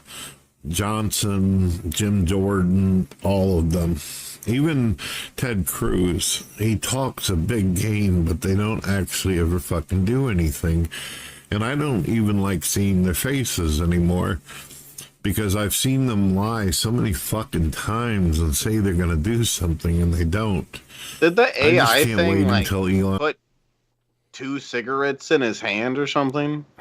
Like, what's the second thing? Yes, and the hand is all weird and deformed looking. There's like weird like fingers growing out of fingers. Some AI is not very good at doing hands. Yeah. Musk and Vivek get in there and fire a whole lot of these fucking smuts because they're Smuts? garbage. And then a lot of people are losing faith and losing hope in Trump because Trump's been unfortunately putting some of these cunts in high up authority positions, and the same cunts are not wanting to vote or allow him to have his nominees. So it's like, what can you do? The American people voted for a certain type of mandate. We voted for a certain type of government for big changes to happen. But if they go along with the CR bill that Johnson put forth, along with taking a big sip of Mountain Dew, Chuck Schumer, then what the fuck is the point? It's the same game. They're still filling their pockets and fucking Is this what taking Brett as Keane much out thinks of it. he is when he looks at this picture? Yeah.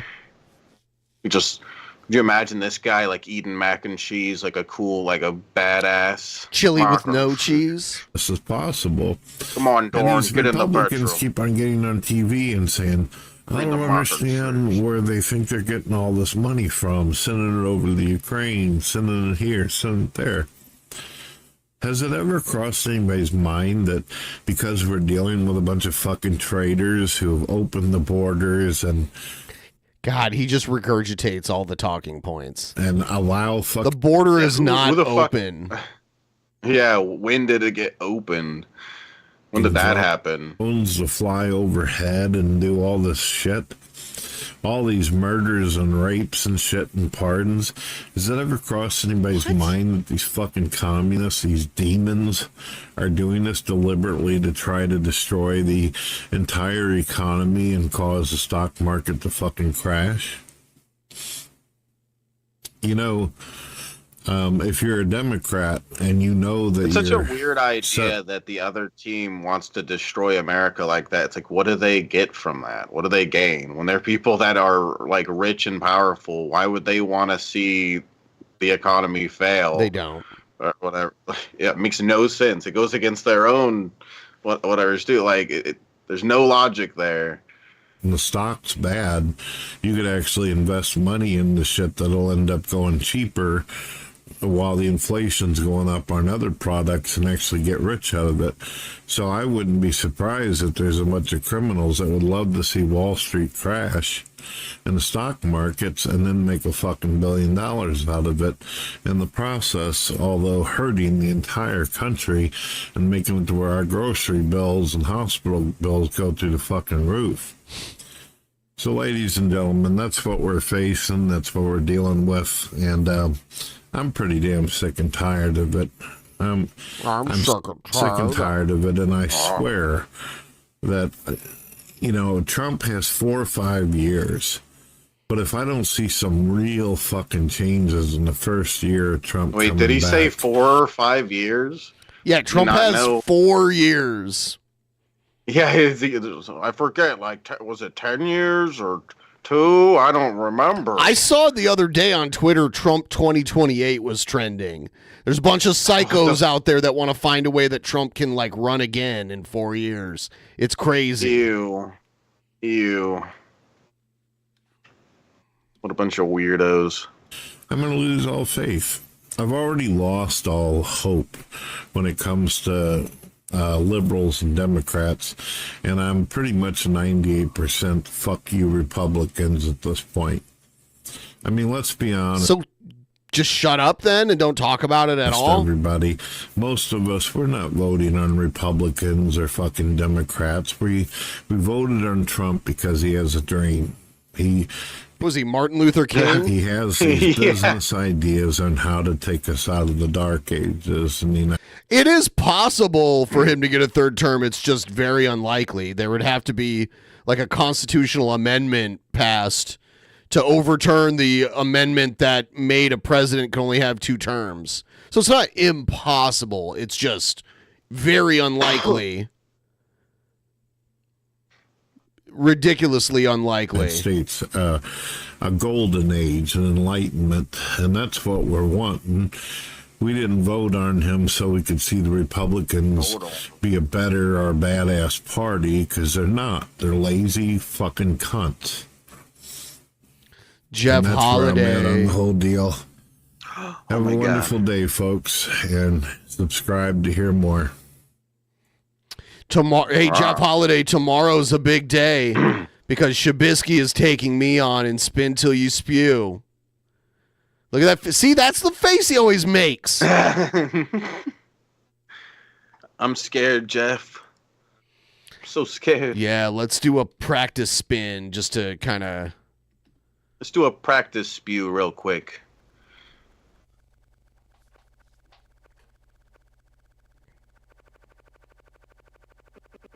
Just keep spinning forever. We'll never get an answer. Double! Oh so then you got to spin it again, and let's see.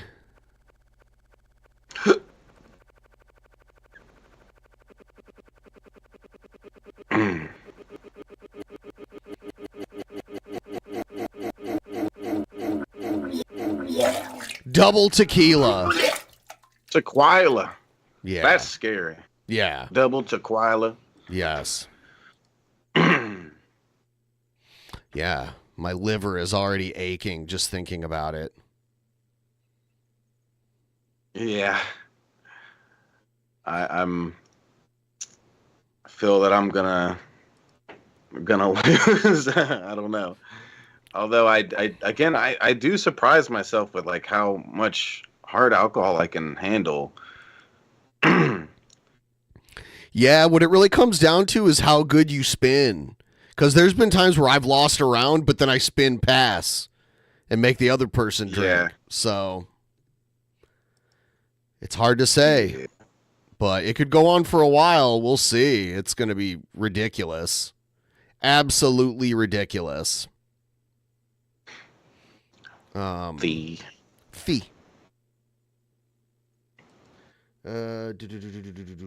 Spin till you poo. Looks like FAA bans drone flights over parts of New Jersey. New developments to bring you surrounding those mysterious drone sightings in New Jersey. The FAA just announced nearly 24 temporary restrictions banning drones from being flown in certain parts of the Garden State.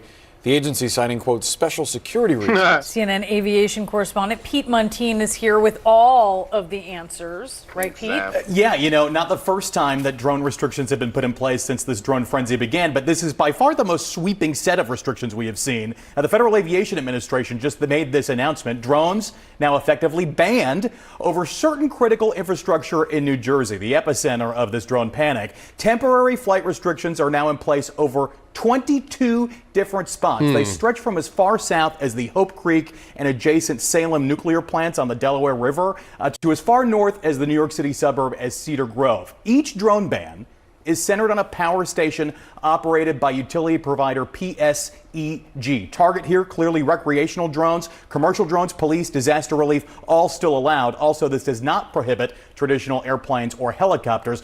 Want you to read here, though, the text of the notice to drone operators. It essentially says, mess around and find out. The United States government may use deadly force against airborne aircraft if it is determined that the aircraft poses an imminent security threat. The keyword deadly force. What is not clear is why these specific spots. Remember, the purported drone sightings that initially kicked all of this off were initially associated with military bases, and one of the first drone restrictions to be put in place was over Picatinny Arsenal. It's where the United States Army conducts a lot of weapons testing. So still a bit of a mystery here, and the FAA says it put these restrictions in place at the request of the Department of Homeland Security.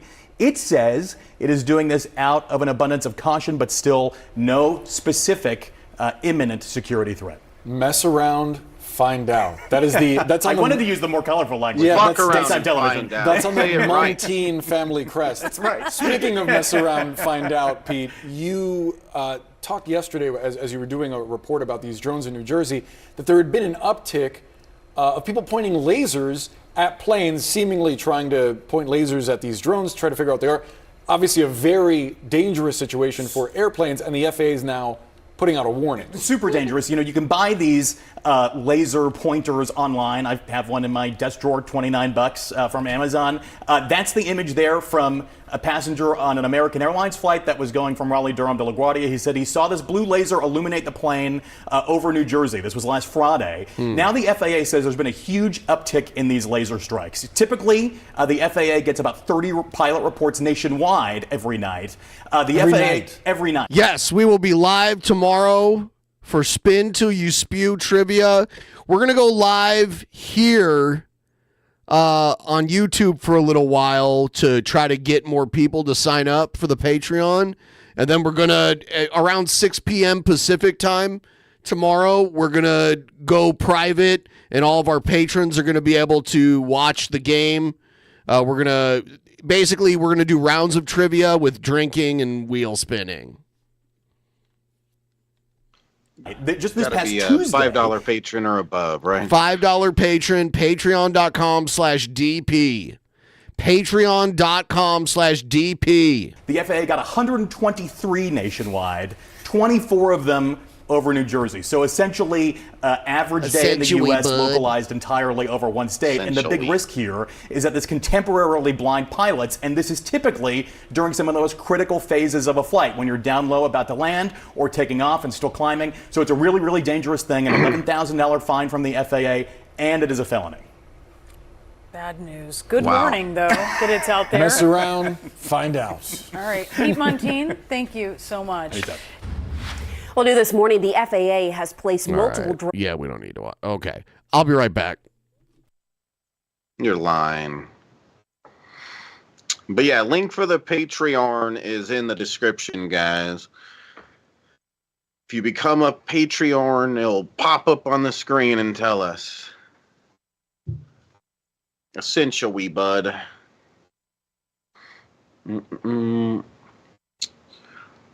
Oh, dang.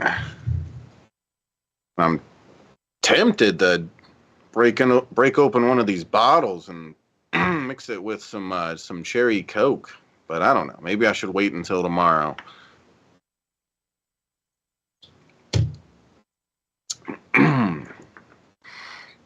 Maybe we can get some good progress on the goal to inspire me to do such a crazy thing.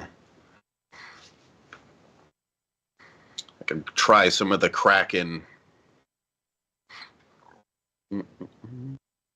Yeah, fuck around and find out.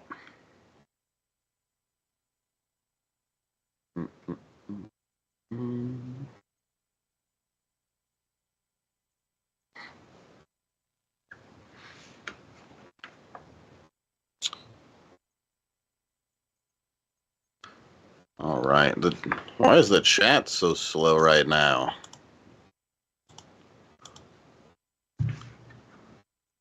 Mess about and discover.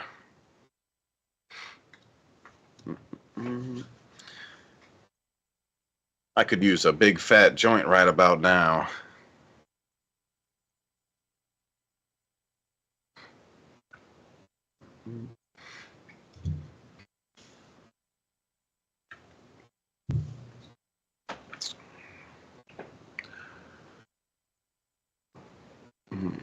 Can't believe Chris Chan is making toys. Mess about and fanny out. Yeah, Remy. How many marijuanas?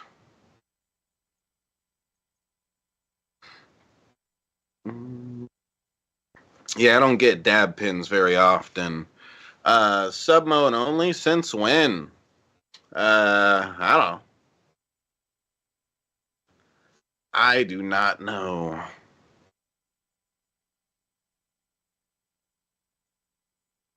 You got a few ounces to share? Oh, that sounds lovely, Johnny Wolf. That sounds lovely. Lovely. Can't even talk. I think I could maybe make a couple joints with that. Yeah, Red Eye, your Christmas weed.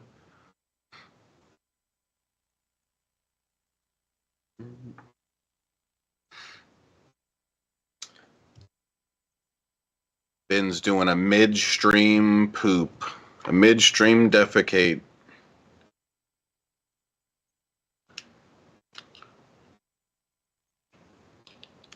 Yeah, I'll have to order myself some weed tomorrow.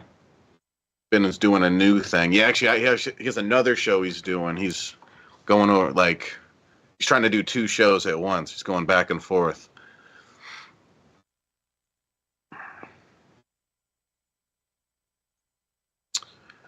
Why don't you do the vapes?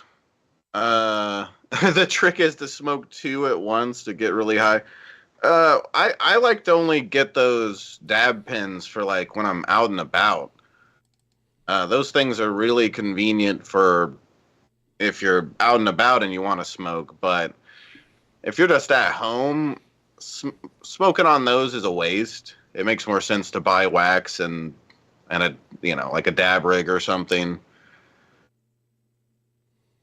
You're not going to get as much product for the same amount of money.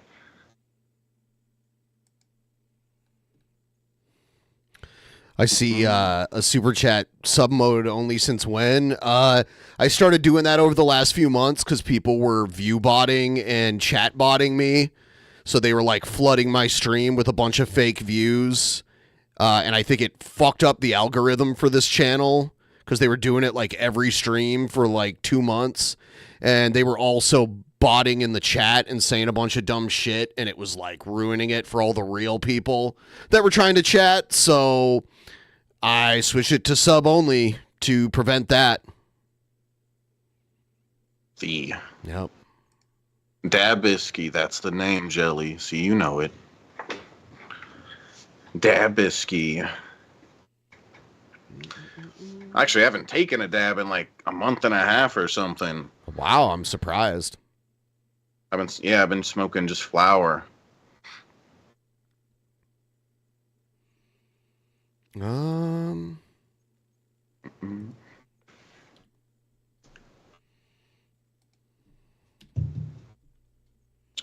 Yeah, you should download that Marvel game and we'll play it one of these days. Because I was playing it the other day. Yeah, it's pretty good. Yeah. You know, it's pretty cool. You know, I like Marvel stuff, so that's cool. And you can play as Magneto, and he's one of my favorite characters, so I think that's cool. Yes, I have seen the Superman trailer. I did. Yeah, I don't think I've seen that. Not yet. It's James Gunn is directing the new Superman movie, and he did like Guardians of the Galaxy and a lot of the really successful comic book movies. So I guess we'll see how it is. We shall see. Oh.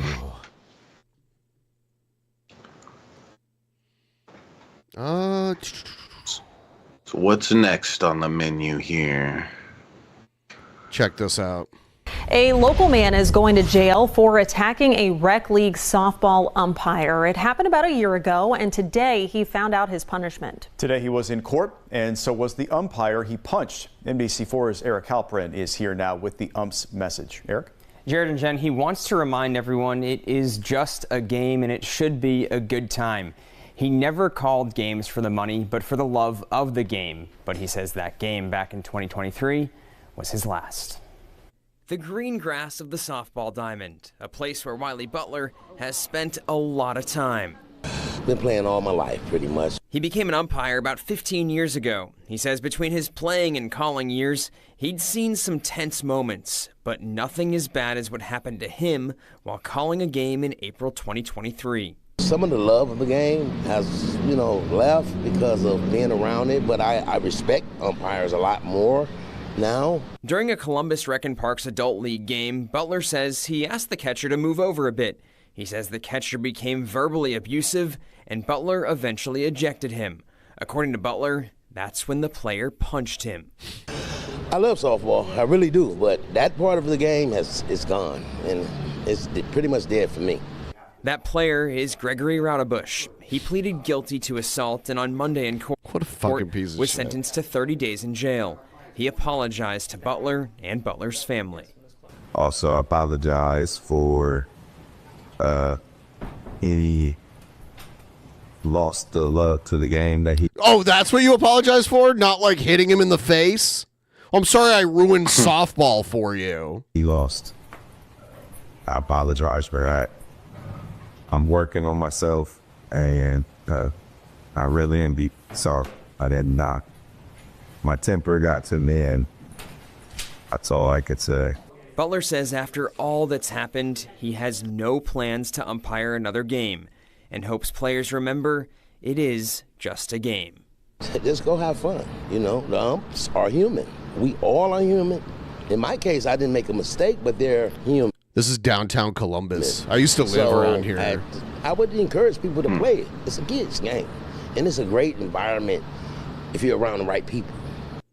And during sentencing, the judge said things like what happened to Butler can create a, quote, chilling effect on other umpires. While Butler is no longer umpiring, he still plays with friends 50 and up, who he says are making sure he still enjoys the game. Yeah, I think that was a light sentence for assault. Like 30 days. I didn't catch that. Oh, is that what it was? 30 days? Yeah. People have gotten way worse for like an unprovoked battery like that. Yeah, people need to learn not to fucking go around and just swing their fists every time they get all pissy. It's like, it's a serious thing. Should only be doing things like that when it's necessary. Not when you get all a little mad about some sort of disagreement or something. You got to show that you're a big tough guy. Fuck that guy. Welcome back. Holiday sales are at record levels this year, and all of that buying means more returns. But before you head back to the store to make an exchange or a return, it's important you know what your options are. I spoke with a Utah man who found himself in trouble with the law for what he thought would be a simple return. Gene DeSantis bought a 70-inch Roku TV at a Park City Walmart. I just wanted to watch the Met games. I didn't want any issues. But nearly a year later, the TV started glitching. So I bought a TV, and it worked fine for several months. And then it began to Wow, he's got the Robert F. Kennedy Jr. voice. flicker. Over time, it would literally Okay, yeah, that's unacceptable. shut off and turn on many times in a few-minute period. He knew the one-year warranty was about to expire, so he took the TV back to get it replaced. So I went to the store with I love the music that they're using for this news story. television and with my receipt, and then the problems all began. Gene was given different instructions and explanations from employees as to why no one could replace the TV. The very first thing they said was, we can't scan the receipt. No one knew who was responsible either. So telling me to take it up with O&N when O&N manufactures that TV specifically for Walmart is ridiculous. He says the problem is people tend to confuse return policies with warranty claims. including those working the service desk. That's why it's important to know stores are obligated to sell you something that works. If you buy a toaster, it'll toast. If you buy a blender, it'll blend. And if you buy a TV, it'll have picture and sound. And it won't cut out 10 times. And if an item is defective, the store should replace it. And that's true even if you didn't buy an added warranty. If the store told them you should have purchased the extended warranty, the reaction of most people would be, geez, I should have done that. Nobody understands. So Eric July called the cops on a guy for putting money on his warehouse, but Fuentes actually pulled up on a lady and he was rolling with Kanye? I mean, Nick Fuentes sprayed a woman with pepper spray when she knocked on his door, and then yesterday someone showed up at his house and had guns and was ready to kill him. A person who had already killed a few other people that same day. So I don't know. That's what implied warranties are. But Gene does. That's because before he retired, he worked as a consumer lawyer. This went back and forth for Oh, this guy's a lawyer. That's why. 30 minutes. And finally, I got frustrated. At the front of the store, the manager was there and said, if you walk out with that TV, I will call the sheriff. And I got really angry. I said, listen, I did exactly what you folks told me to do. I have the reference number, I have the receipt, I'm entitled to this TV. And she said, you walk out, we will have you arrested. And in that moment, were you like, okay. What's wrong with her mic? Yeah, right. Like, there's no way this is ever going to happen. I did not believe that I would be Yeah, arrested. they fucked up here, and her mic was off, I bet. For replacing a They defective used the audio from the camera for her part. Less than an hour later, there's a bang on my door, and it's the Summit County Sheriff. They treated me as a criminal. They fingerprinted you. Yeah. They arrested you. Yes. In that moment, were you like, I cannot believe this is happening? Stunned. Shocked. Shocked. If we get a report of a theft, we are obligated to respond to investigate the situation. In this particular situation, these things can take time when one person's saying one thing and someone else is saying something else. Gene was charged with theft in order to appear in court. I spoke to a criminal defense lawyer in Utah who was stunned, couldn't believe that this had happened. And I said, well, if it doesn't get resolved in the next few weeks, I will hire you. The Summit County District Attorney's Office eventually dropped the case and Walmart refunded the TV. Jesus. Gene says all of this could have been I would have sued Walmart. avoided if their employees had more training. And he has a message for anyone headed to the store to make a holiday return. Stand up for yourself. Don't necessarily accept the no from the store because there are laws to protect you. And merchants aren't aware of it, but consumers should be. I reached out to Walmart to see what, if anything, they're doing to prevent something like this from happening in the future. And they released a statement to me writing, quote, "We want everyone to have an enjoyable shopping experience at our store. We're constantly reviewing our processes and are glad this matter was resolved." Yeah, but that guy had to go to jail for it. Or, like, he at least had to be arrested. It's bullshit. Yeah, it's so weird that they wouldn't let him walk out with his own TV he walked in there with. It's like, oh, you just look at the cameras and you'll see he walked in with the TV. Just talk with security about it.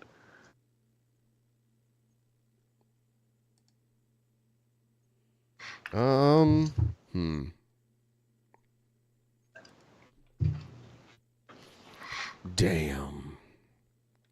So I'll probably go for a little bit longer, but I think we might wrap soon because we got a long day tomorrow. I might even stream earlier in the day tomorrow too. So yeah, if you're in the Discord, you should send me some content suggestions. There's a whole content suggestion area where you can go and post links to videos and other stuff. I look at it every day before I start a stream.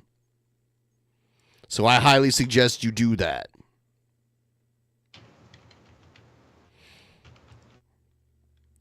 And Shabisky, you got to get the app It's Quiz Time on your phone because that's part of the game that we play. Oh, I see. Okay. Yeah, you can just download it from like the app store.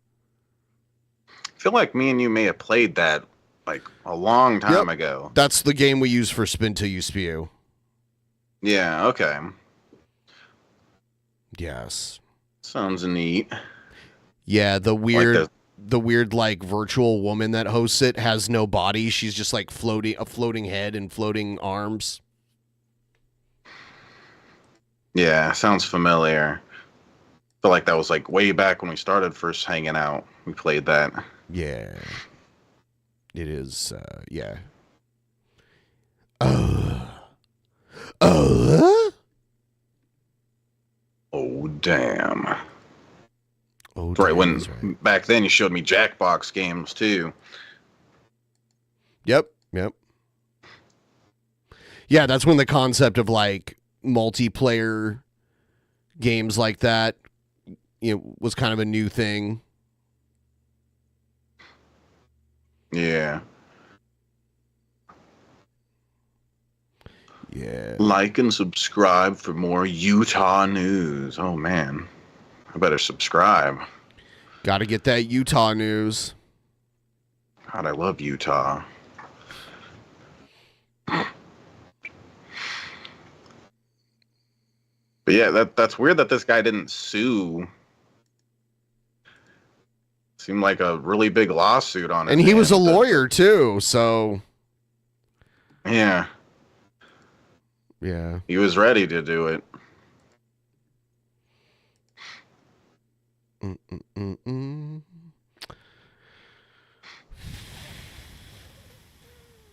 Yeah, so I think we're probably gonna wrap it up. We did 3.5 hours, and I'll probably do some tomorrow morning. Yeah. What? Sounds cool. Yeah. So, yeah, we'll wrap this one up. Anything else you want to say to the people before we end it? I'm gonna go live over on my channel, so if you guys want to join me, there's a link in the chat. Click the link. And I'll see you guys tomorrow so I can spew everywhere. Hey, don't count yourself out just yet. And we'll see. Hoping the trivia will be very Pokemon related. All right. Win for sure. All right. We'll see all you guys tomorrow. Have a good one. Peace.